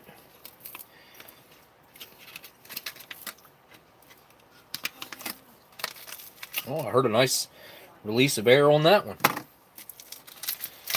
Can't believe it. Look at that. Look at that. One cherry in the mix, of course. Just like it is whenever you get it in liquid form.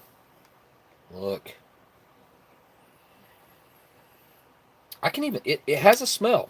It smells like freeze-dried fruit. Get a fruity smell, kind of a sweet smell. I'm gonna keep it in the package like this because if not, it'll draw moisture out of the air. And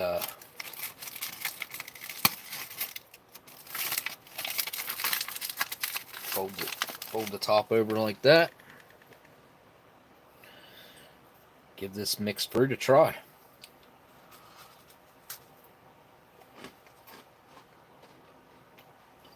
Oh, that might be my favorite. I do like the pears quite a lot. The peaches are not bad. I mean, they're just not as good as the pears. But this one right here dissolved in my mouth very quickly. Didn't have a whole lot of chew to it, I would say. But, man, it's super sweet, fruity. It's just like eating candy. Mmm.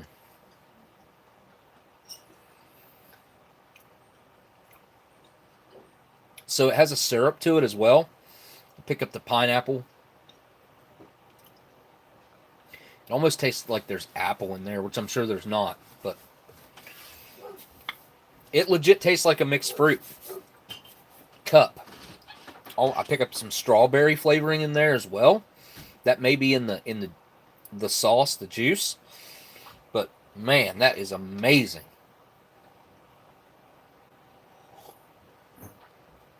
Yeah, I don't want to waste that at all.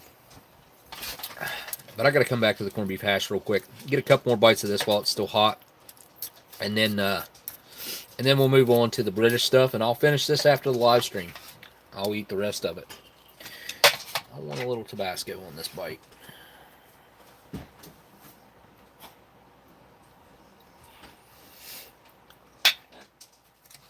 All right, here we go.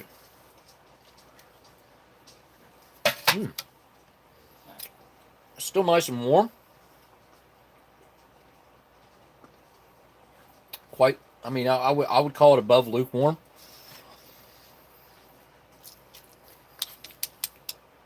Oh, it's so good.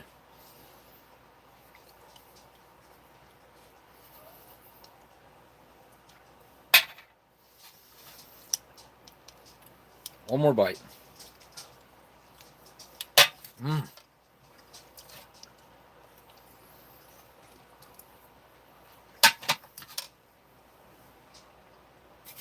I'm even going to eat the caramels. I'm going to eat all those too. It's unbelievable. Unbelievable. Yeah, this is, oh wow, look how, told you there was all kinds of solid pieces in there. Does not want to dissolve at all.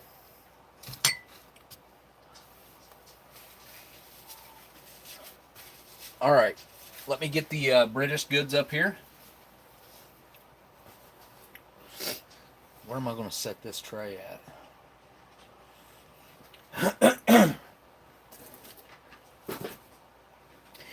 Yeah, Blindside.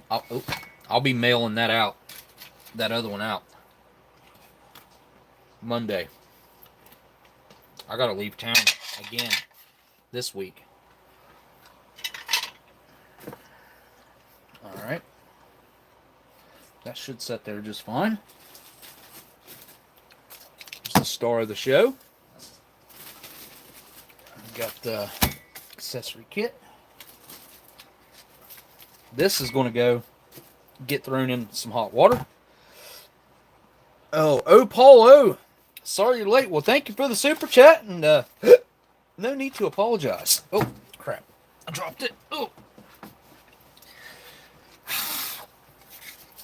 No such thing as being late here, really. As long as it's going on, you're not late. All right. Well, we're going to go throw this in some hot water, and I'll be right back.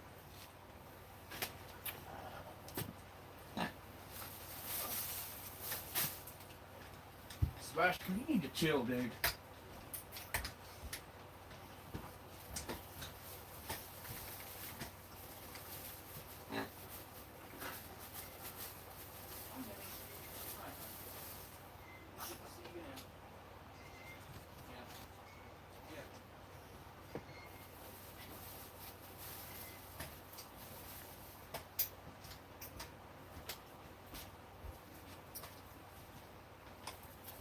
Move, Stella.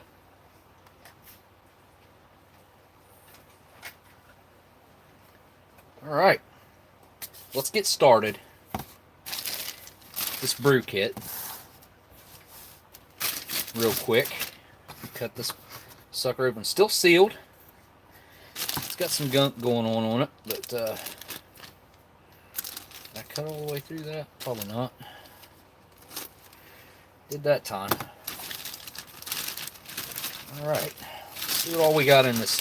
This would have been a full brew kit. Something sticky in here. Something sticky. So we got 1 sugar. 2 sugars. 3 sugars. These are big packs of sugar too. Probably, I want to say 10 grams probably. 4 sugars. Here's another one. Ooh, boy. This is not good. Uh-oh. Those are stuck together. 5, 6.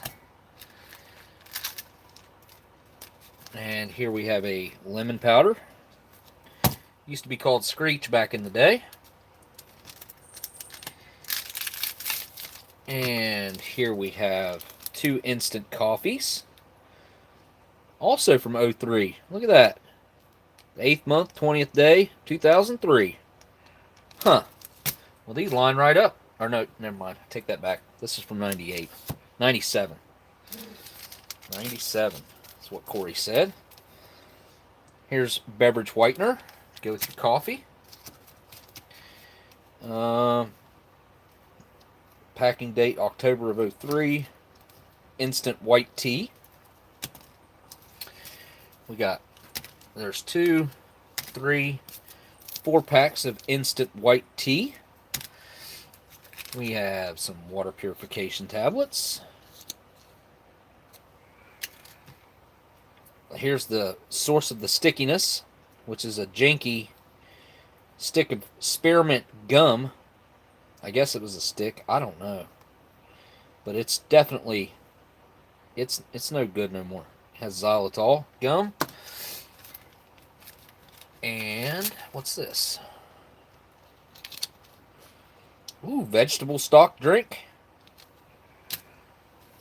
And of course, your windproof and waterproof matches with the striker. This is what I could see the date on through there.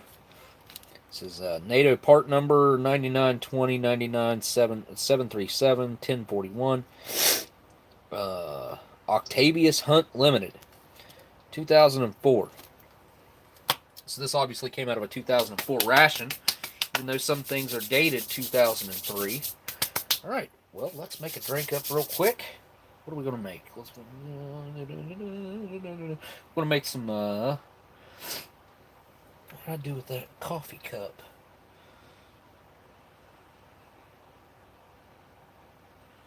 All right, what did I do with it? Oh, I picked it up earlier. One that Bob gave me. I had it right here. Confused. Huh. I don't know what happened to the coffee cup. It's not under there.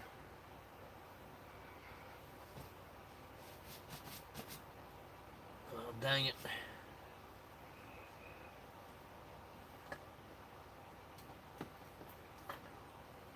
Alright, well, I'm gonna have to go with the glass then. There we go. Pink Floyd coming to the rescue right now. Oh, I know where to set my other stuff. Alright, what else? I need one for the vegetable soup. And I kind of want to do a white tea since I've already got a coffee. So, how much water does one white tea call for? Empty contents sachet into a mug, pour on hot water, add sugar if required, and stir. It doesn't tell you how much. That one might be a little solid. This one feels good. This one feels okay. That chicken pate, that's going to be disgusting. I just have a feeling. That looks perfect. It smells good too. It smells like tea actually.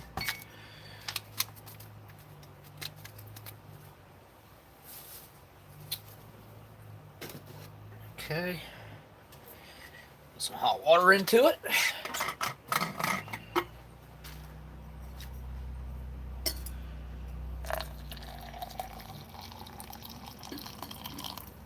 Should be enough. Definitely going to add the sugar to it. Add a sugar to it. I think even these sticky ones are okay. They're just sticky. Oh yeah, those are fine. Well, maybe not all of it was fine. Bottom of it's a little sticky.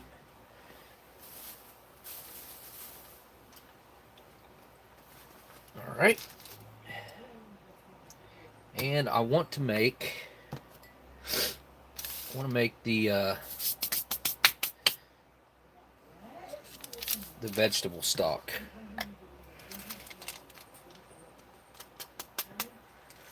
Okay, I can do it in this glass right here. Well, this glass right here is dirty. I'm not going to use it. It's been sitting here way too long to use it.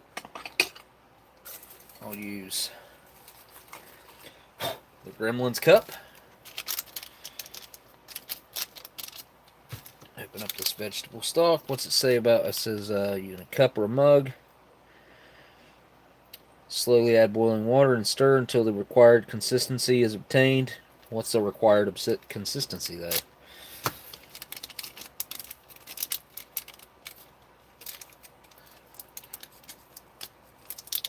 Does that depend on the person?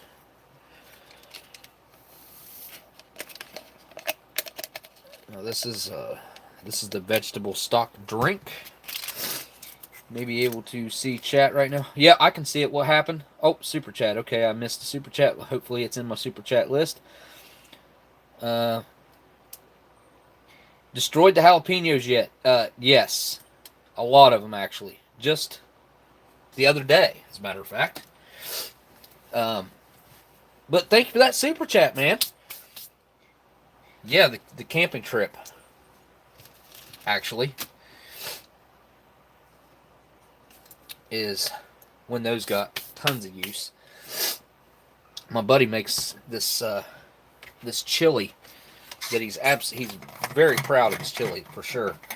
Makes it a whole lot different than what I would, and those went really well with it. I don't know how much water to add. Like, let's say that's probably enough. I want it to be... Actually, I probably added too much. I want it to have a lot of the flavor, you know? Okay, we got a bunch of instant teas we don't need here. Don't need water purification tablets. Beverage Whitener. Don't need that with white tea. Skipping on the coffee. And, yeah, the lemon powder drink. Which is actually, it's solidified anyway, so I'm not worried about that. Let me go get that chocolate pudding out of the...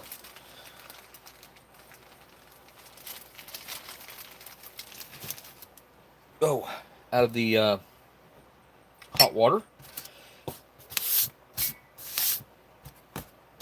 Be right back. Chat cat.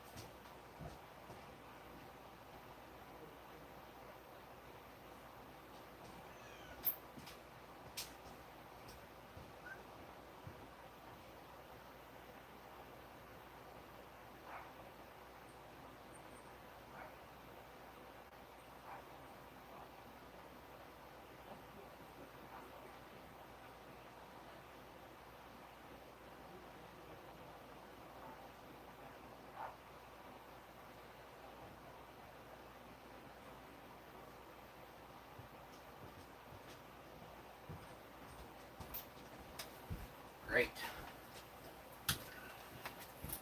Okay. How am I going to do this pudding? What am I going to put it in?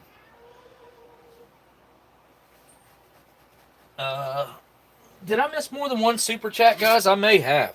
I may have missed more than the one super chat from Blindside. I don't want to do this. I don't want to use this. I gotta have something else I can put that pudding in. Actually, I guess I could eat it right out of the pouch, honestly.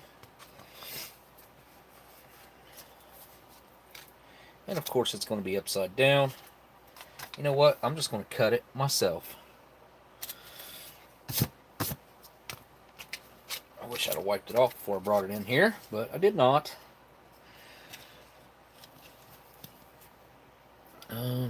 I should cut it down here, huh?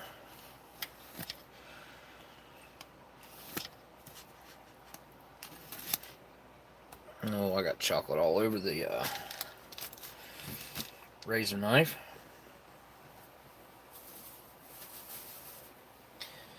Clean it off real quick before it solidifies on there. Oh, that's not good. That was bad. I'm curious because this, I think Kman said that the storage conditions on these were bad anyway. I could be wrong about that. If MREinfo.com is still in the comments, he could probably let us know. But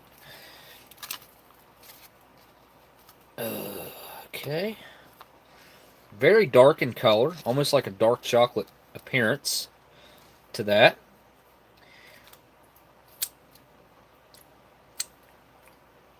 Going to break out a Canadian spork. Gosh, that's really hot on my fingers. Ow! Alright, I gotta put it down. Can't hold it. That's way too big a bite to start with. Alright.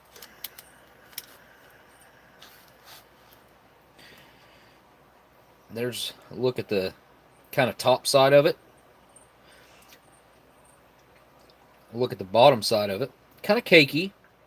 And it's got like this, honestly, what we call pudding all around it as like a sauce. But let's see what 17-year-old chocolate pudding from Britain tastes like. Down the hatch.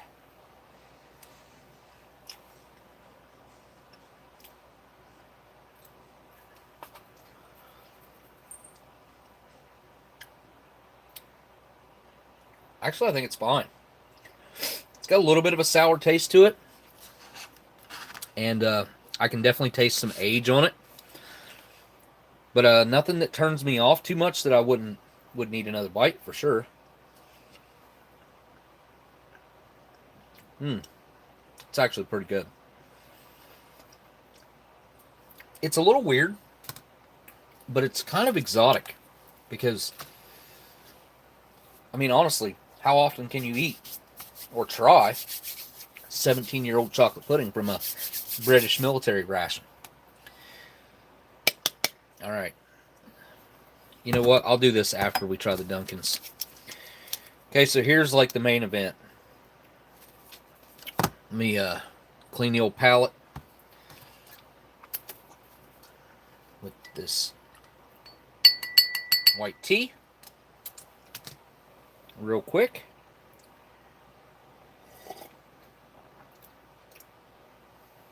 That tastes weird. The milk solids in that have definitely went bad. I can't take another drink of that. Very sour. Just a spoiled milk flavor, honestly. That could be non-dairy. Something's wrong with that. I'm not sure what's going on with that. Now, let me see if I can get this thing to open up without destroying the packaging. Try to open it like a bag of chips. Try the other side maybe.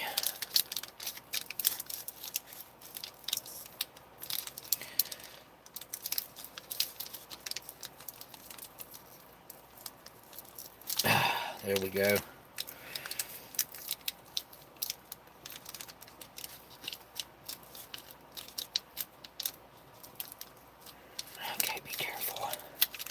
Trying to preserve the integrity of this because I would like to display it afterwards because I don't have one of these on display. So I'm trying to be careful. There's a look inside. Give it a smell. Ooh. Okay. First off, it smells very musty. So bad that it took my breath away.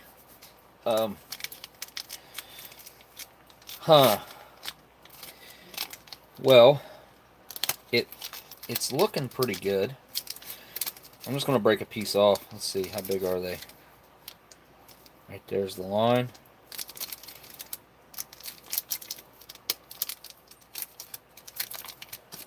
And this is the raisin and cereal.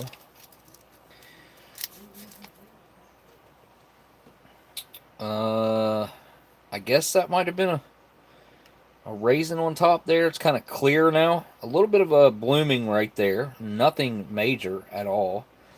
And I'm going to assume that this right here is from the cereal on the bottom. That could be blooming as well. Let's see. Yeah, I think it's blooming. Alright, well. This is kind of it stinks. I'm not going to lie. It smells absolutely horrid. It smells like a really dirty, musty sock drawer. I don't know why sock drawer came into my head.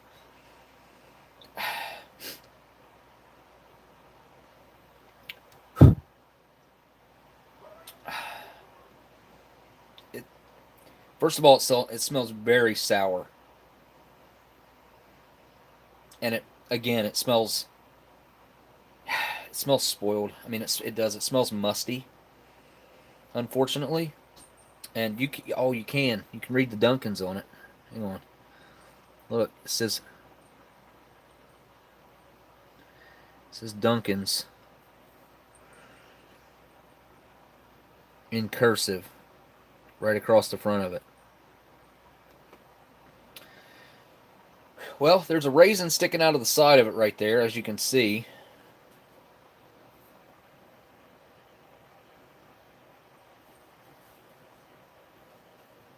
It's definitely a raisin. All right. I'm just going to bite about half of it off.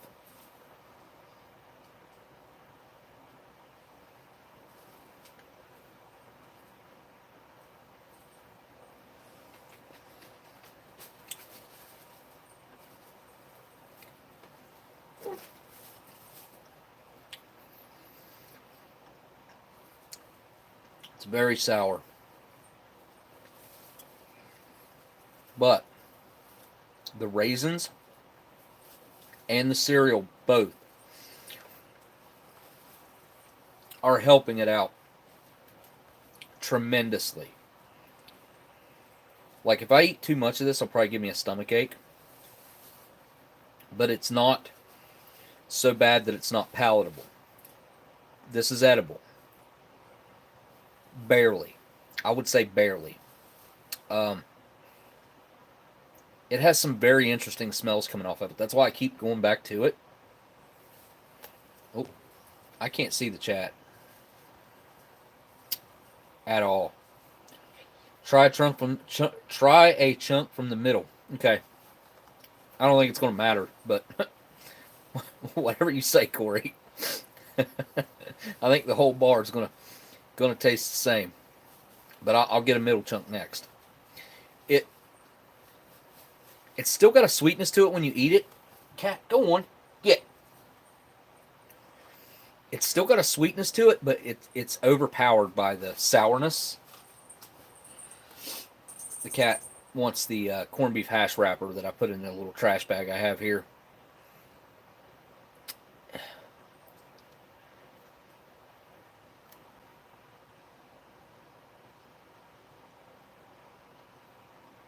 Couldn't tell what that was. It was a raisin. Okay. I'll let it melt in my mouth. It's got such a bitter follow, though. I mean, it's bitter on the follow-up. The aftertaste is... is just old, like sour milk.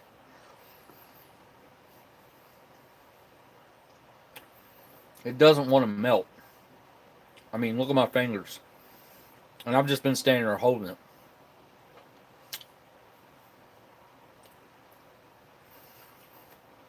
I don't think you can suck the funk off of that. I can't not chew it. There's no way. It'd be in my mouth forever. That and it just tastes too funky to leave sitting in my mouth that long. The raisins, they seem to be the saving grace here. I think they definitely add something to it. I mean, they pick up. They definitely absorb some of that bad flavoring. Let me get a chunk out of the middle.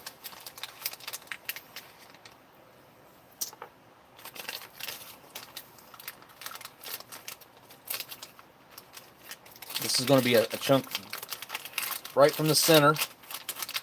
Koreyyy. We'll see. Actually, we'll see if that helps anything. Again, not much bloom. Let me turn the camera around real quick so we can take a good look at it. So there, oh, there you can see the Dunkin's writing on it. And you can see what happens with the raisins that are close to the surface and got smashed into the form. I mean, it's actually a really good looking chocolate bar. There's a little bit of bloom on it right there, which is not bad, honestly, as far as the bloom goes. And you can see the little puffed pieces of rice cereal in there. Let's break it. Even when you break it open, I mean, you're still not really seeing the cereal so much. You see the raisins, of course. Break it again. Just to see if I can find cereal. I mean, you really just don't see the cereal. All right.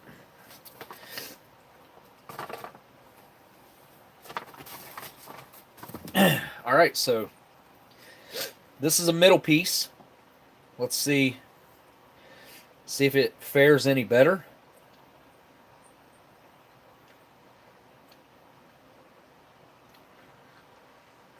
It's almost all raisin, that bite.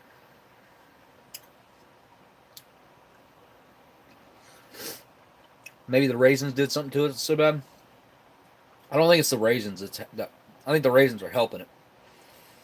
If anything, it's the milk solids that have went off that give it this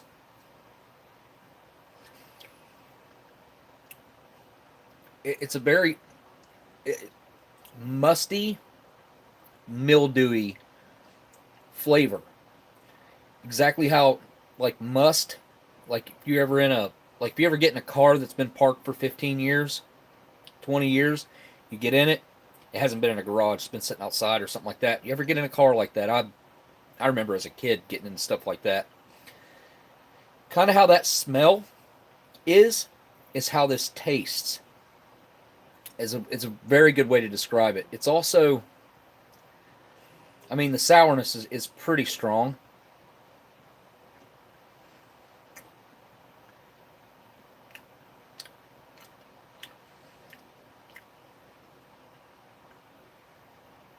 That's the worst piece I had yet. So it varies. It varies from section to section, I'm finding out.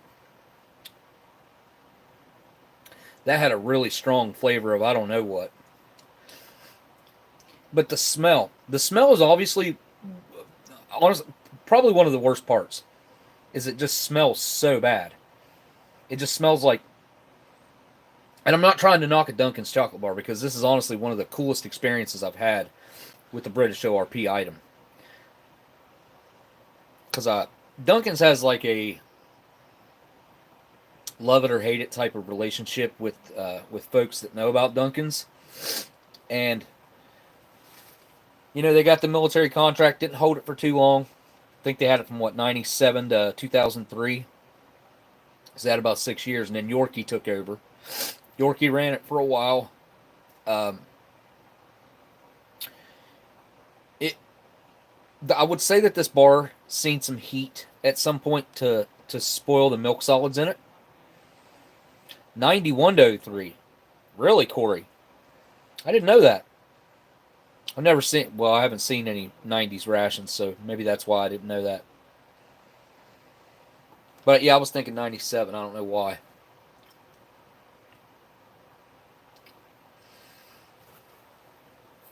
Hmm.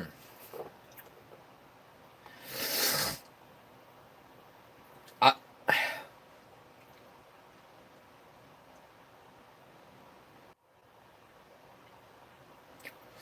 so I held that in my fingers for quite some time. It obviously has a good bit of wax in it. Barely melted on my fingers at all.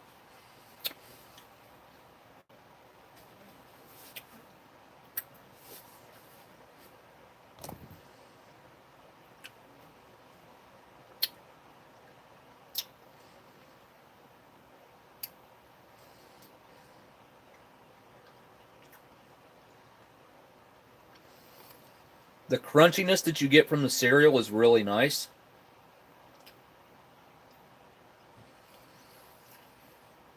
If I eat much more of this, I envision myself having a really nice sour stomach.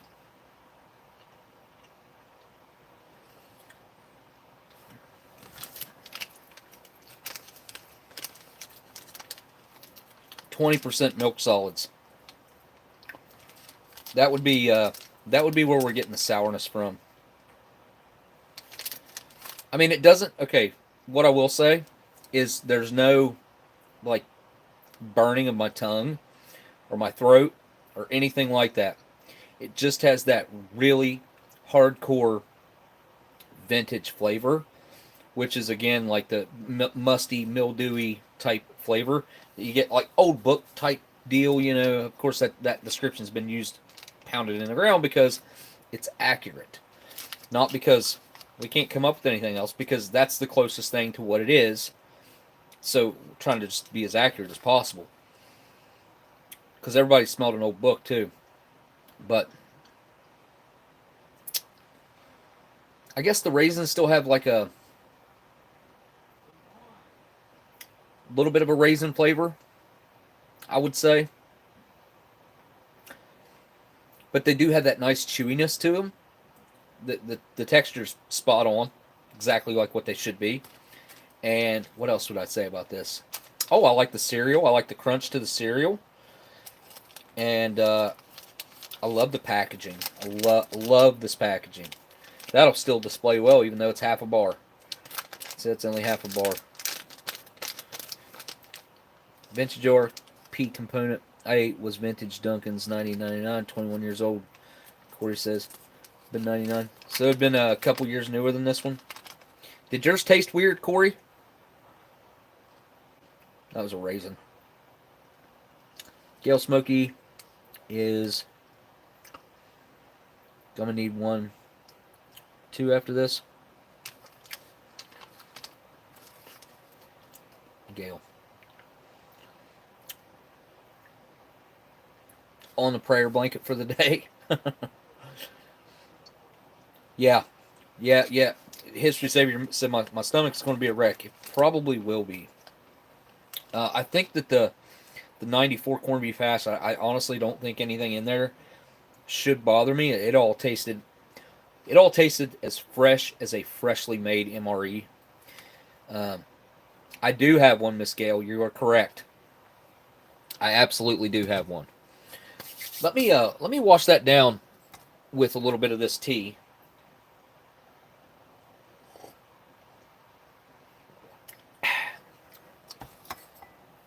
And then we're going to try some vegetable drink. Ooh, it got thick. Tomato, beef, chicken. Smell chicken. Herbs, spices.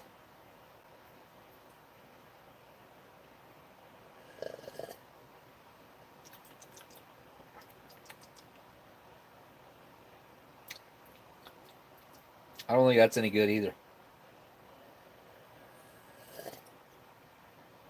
What I will say about the Dunkins is I'll probably eat the whole thing and then replace a different bar inside the packaging. I don't know what I'll find that's very similar to that size.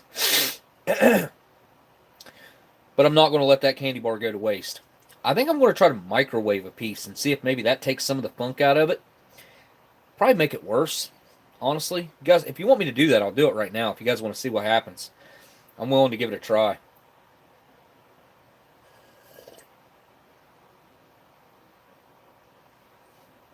Something's wrong with the vegetable soup, too.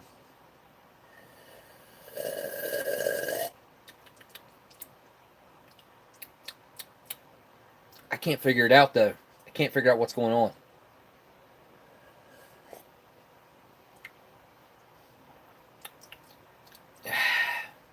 I don't know. This might be fine. It's just, it kind of just has that old flavor.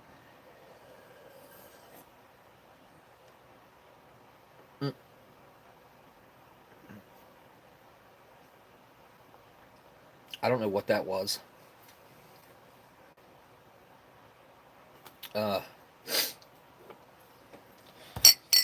Anyway, let's flip the camera around and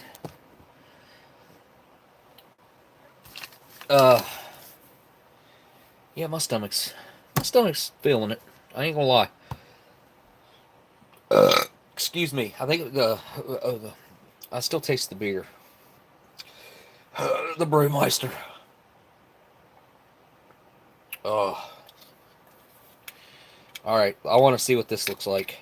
Okay. This one it's been compromised, unfortunately. If it hadn't been compromised, I might have tried it, but it has been compromised. Right here. I've eaten pate from 1991 before. Gundog sent me liver pate. I hate liver, by the way, but Gundog sent me some liver pate from 1991. I think it was out of a Norwegian. And I tried that. Okay, I already smell something. I just cracked it. Oh. And it smells like very, very sour. This one might have to go outside after I get done. Come on. Ugh. Oh my god. Okay, I've seen these open before, but I've never seen one still have all the oil in it. Oh, ho, ho, ho, ho, ho. If I was going to eat a pate, this would be the one I wanted to eat, I think. I don't know. What's going on? I mean, it's every one I've ever seen has been completely dried up. This one is far from it. Far from it. And it was even leaking. Look on the inside of the lid right there. That's on the inside.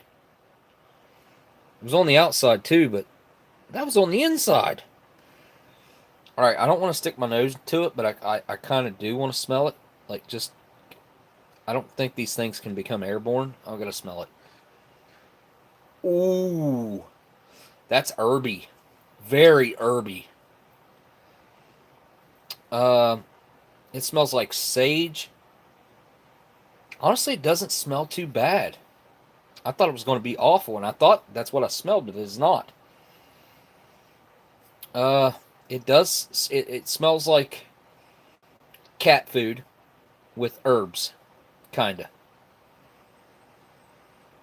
I mean, I really don't want to. I might try to feed that to my cat. That'd be awful. I can't do that. Yeah, I can. Yeah, I'm going to throw it outside. It's got this oil. Look, oh, I don't want to spill it, but look at that oil. Is that like olive oil or something? Is that like a chicken base? Trying to get some into that center concave dried out area there. Oh, there we go.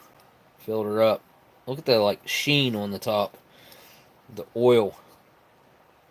I don't know what's going on with this. I'm going to poke it with something. Where can I put this lid at to not contaminate anything else? I guess I could put it in the trash bag, huh? Duh. You know, while I'm thinking about it, I want to get me another bite of this this weird chocolate pudding while it's still warm.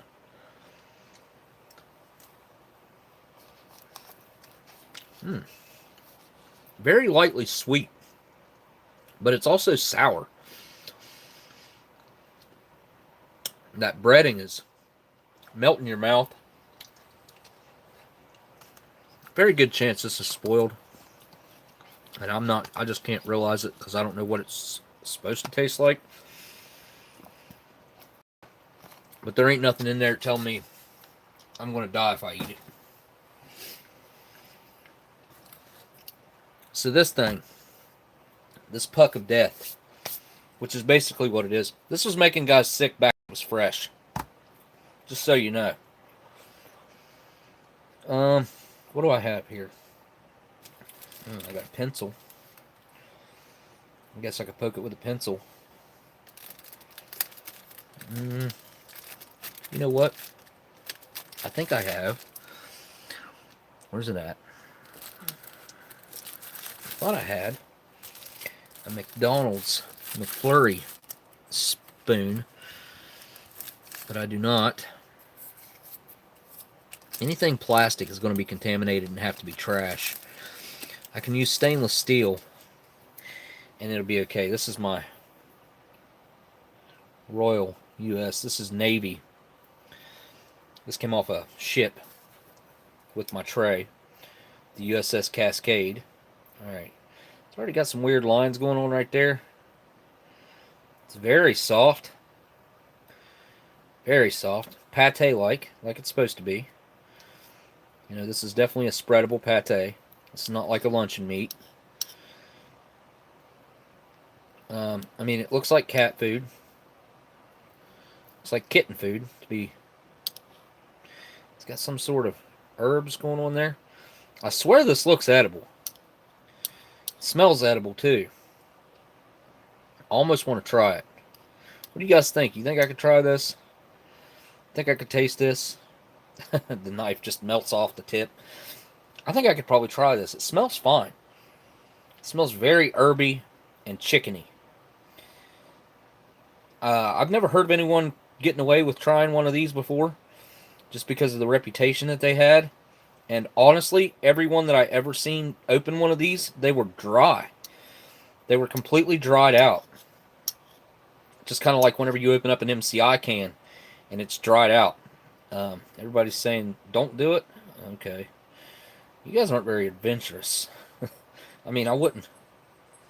Maybe like that much right there.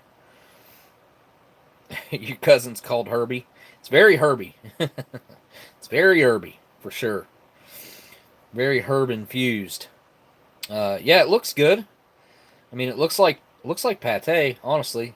I can't believe it's got so much oil around it. And honestly, I think that oil, if it would have been completely encased in that oil, it would have preserved it. Infinity Rad Sparrow says. You know, I'm gonna at least, it smells too good to not at least taste it. Okay, so, you know, this isn't going to kill me, I don't think.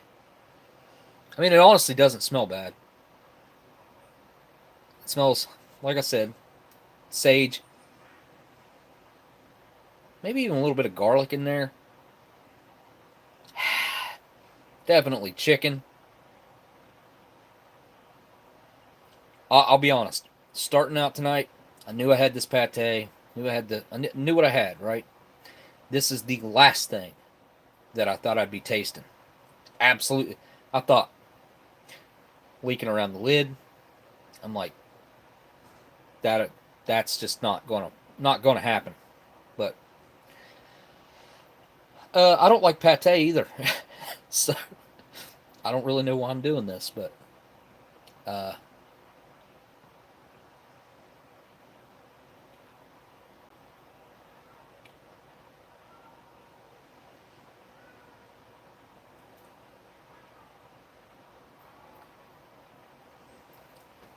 It's very chalky and dry.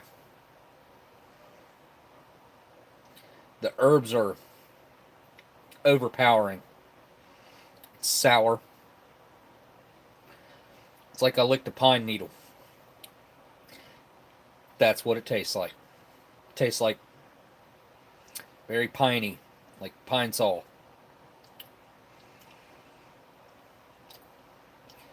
No, okay, so now my tongue's going numb.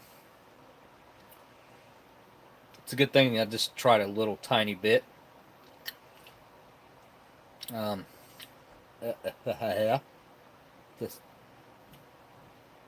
Yeah, there's a circle in the center of my tongue that's numb where I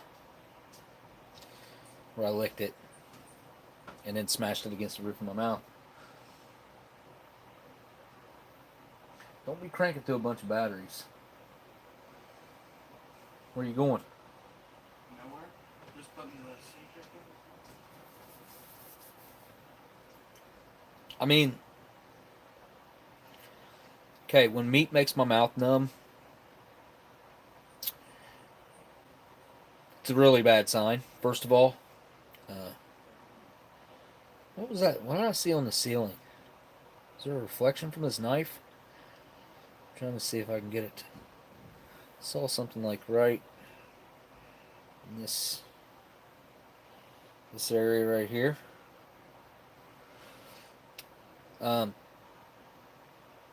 So, yeah, my tongue is definitely numb. Way too numb for eating meat. I've had it happen before. Can't remember with what. I think it was might have been chicken a la king that got me. One that I tried to eat for the show, I think, and it was just the one. I don't know if it was one that came out of my stuff that I had there on the set for the show, or if it was one that they got. Most of the MREs and stuff that were on the show in the background, my stuff anyway. A lot of the stuff that was there, I brought a lot of stuff from home. This is not acceptable. But flip back around here, I can tell you, yeah, it's a good idea to get rid of this. Honestly, I don't know if anything replaced it or not, but definitely got some weird indigestion going on. Yeah, I would not recommend eating that. That's why I do what I do, man. What is that? That's weird. Take a bite of this sour chocolate cake pudding thing. Get that flavor out of my mouth. Okay. So the Dunkin's, I find myself wanting to eat more of it, even though I know it's going to give me a stomachache. So is that stupid chocolate pudding if I don't stop eating it. It tastes weird. Oh yeah, I'll go grab the kittens.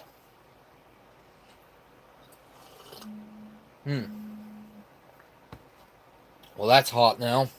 I mean, lukewarm now. Not hot anymore.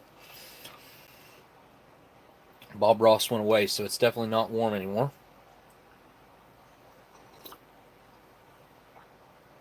But it's like chocolate milk.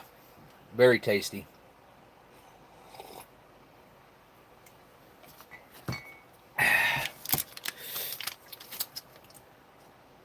Got these end pieces that Corey wanted me to eat around here. And I will be eating some more of this in stages. Not just gonna eat it because a bunch of it. I'd say 2 pieces is probably the limit on that without getting it completely wrecked.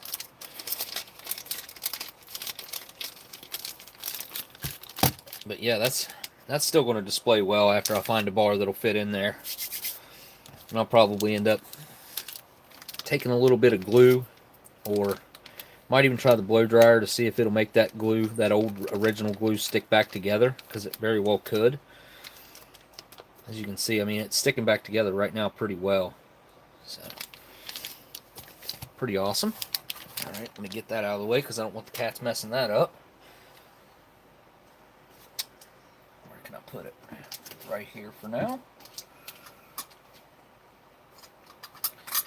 Bob's bottle openers right there. I still need to clean those up. There's this accessory packet. Gotta move the chicken pate or the kittens will try to eat it. We don't want that to happen. And they like to climb on stuff, so they'll probably be trying to climb on these cups and end up tipping one over. It'd be my luck. If the corned beef hash turned out to not be any good, I had a couple things on standby that I was going to do.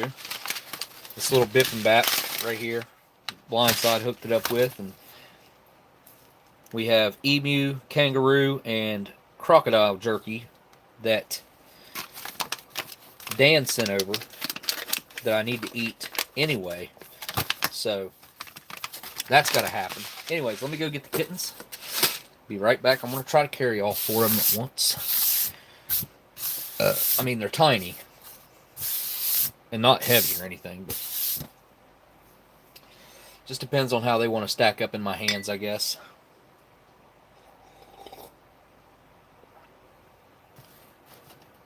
Saw the British food. The chocolate pudding was barely edible, I would say. This tastes like spoiled milk. Something definitely wrong with that. Can't put my finger on it, though. And the chicken pate, kind of surprising. Not what I expected with it. So, but I mean, an interesting experience nonetheless. Stupid candy bar that my wife got for me. It's I looked at that thing, and the calories contained in this thing blew my freaking mind. 250 calories in one bar. 148 gram bar. 250 calories. Alright, be right back, guys.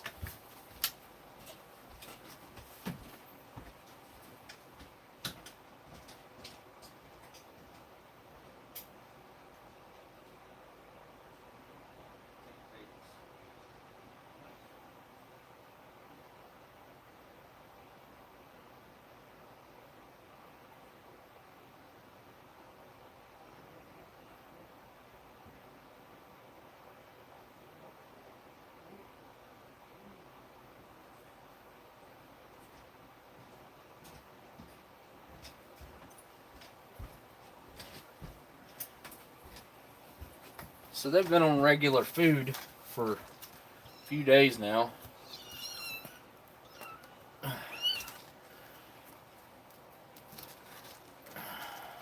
Let go, buddy. The little girl.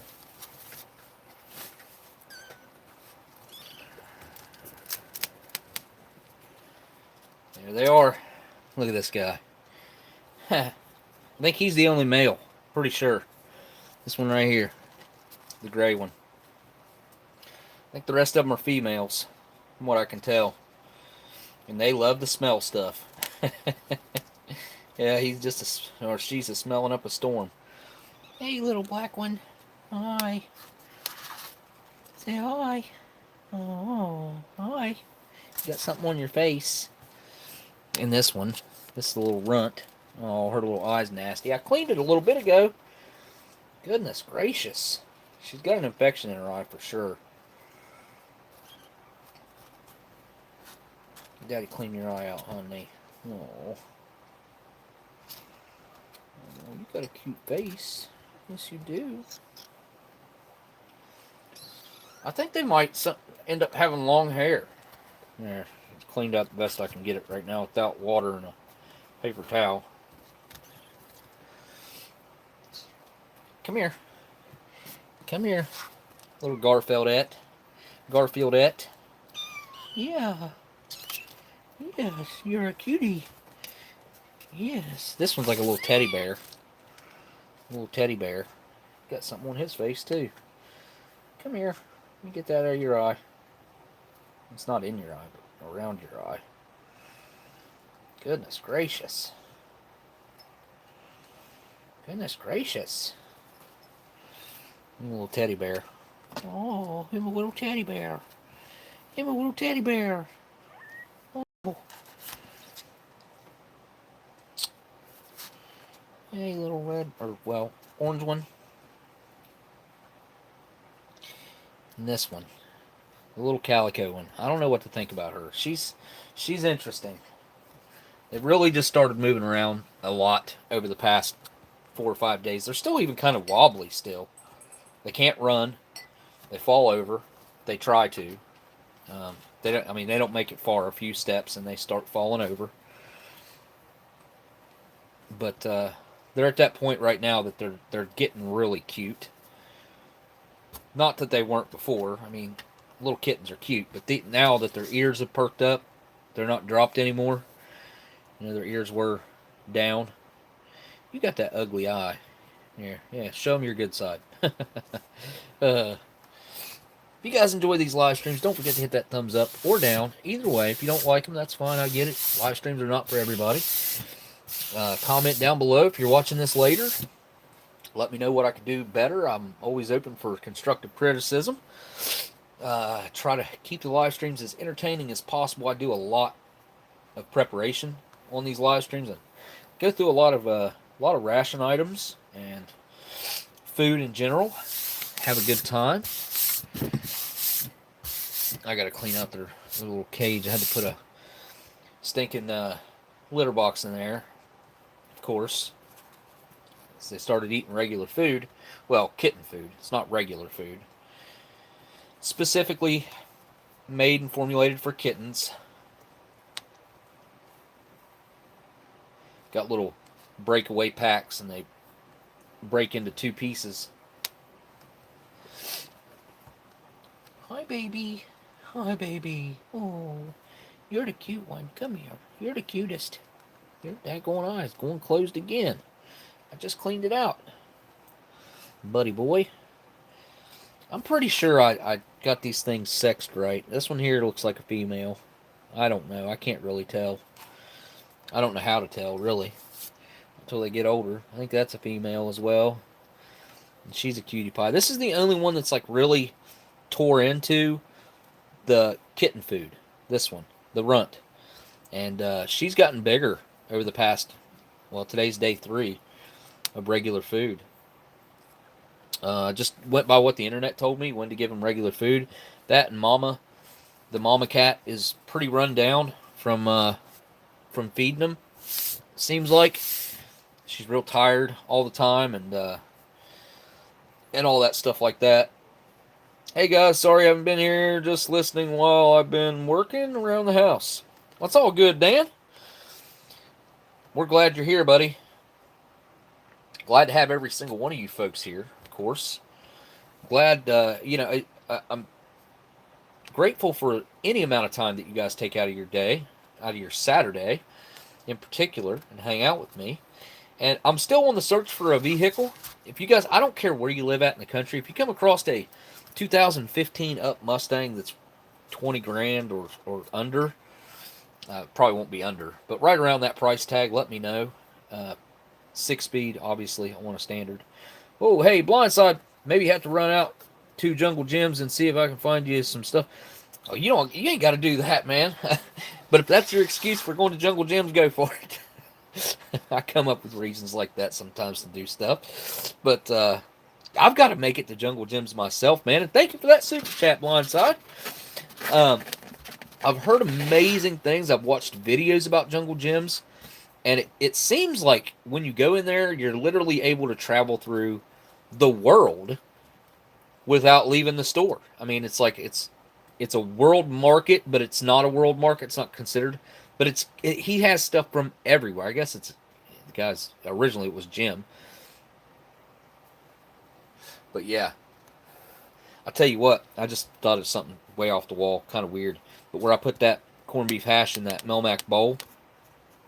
The last time I did that, I had chili I think it was IMP chili in the Melmac bowl, and I microwaved it only for like 20, 30 seconds because it was after the live stream. It was, just room temperature basically, but it heat up easily. And it did. It got hot 30 seconds, whatever it was. But it tasted weird because of the bowl. I don't know what's in that old Melmac stuff. I don't know what's in this to make this, but this is obviously not microwave safe. So I will transfer that over to a glass bowl before I microwave that when this live stream's over. Hi, little ones. Hi, little ones. You're so cute. You're so stinking cute now.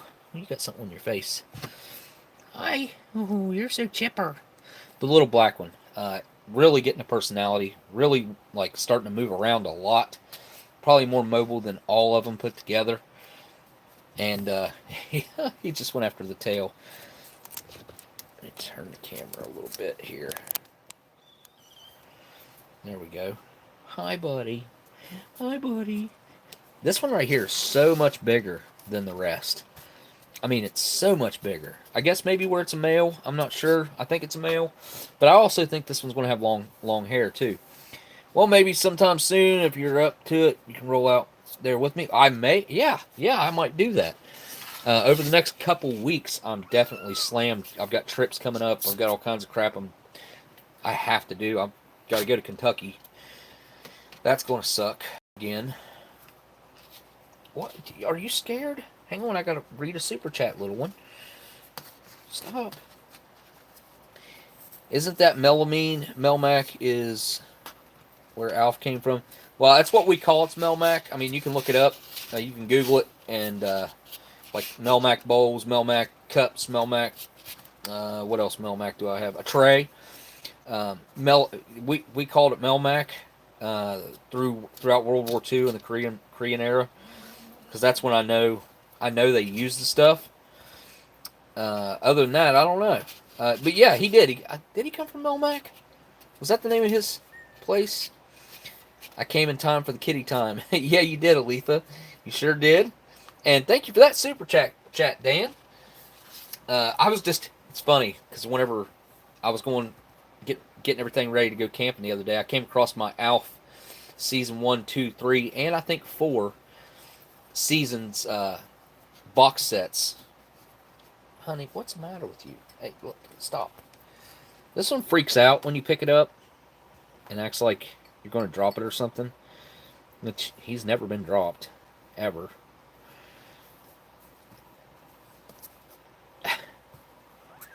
Oh. Here. It still acts like it can't even stand up right. Its little feet slide out from underneath that. It's such a little weirdo.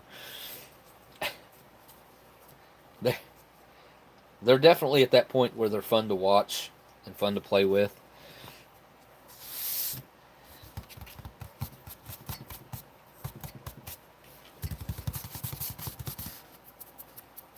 Come on. Get it, little orange one. Get it. Get my finger. Get it. What is that? You ain't got a flea on you, do you? What is that on your head? They ain't got a flea one on them. Not one. Which is awesome because their mom goes in and out from outside and she ain't got no fleas on her, so they haven't gotten any on them. And the little runt back there, she's really coming into her own. Don't climb on the cup, please. I already seen what you was going to do. Thank you. You listened really well, I think. Hi. Hi, little one. Hi, baby. Hi. What are you backing away from me for? Huh? They like it when you scratch right in front of their tail. They like their little back scratched. Don't you? Yes, you do. Yes, you do. You like that, don't you? Huh? Yes, you do. Yeah, I could play with these things all day long. Yes, I could play with these guys all day long. I could play with them all day long. Look at her little belly. Look at her little belly. Look at her little belly. There's a pretty girl. There's a pretty girl. Yes. Here, let's look at you. Garfieldette. Garfieldette. I don't know how to. I don't know what else kind of nickname to give her from Garfield. Garfieldina. What? What? What? Look at you. Oh. I mean, you're kind of not the cutest kittens I've ever seen, but they're. It's crazy how different each one of them are, because usually you have some that look alike, and not in this batch. Every single one of them looks very different, and I think every single one of them has a different father. I think this one's dad's name is Garfield. He's orange. He looks just like this one, and he's wanting to play. You want to play?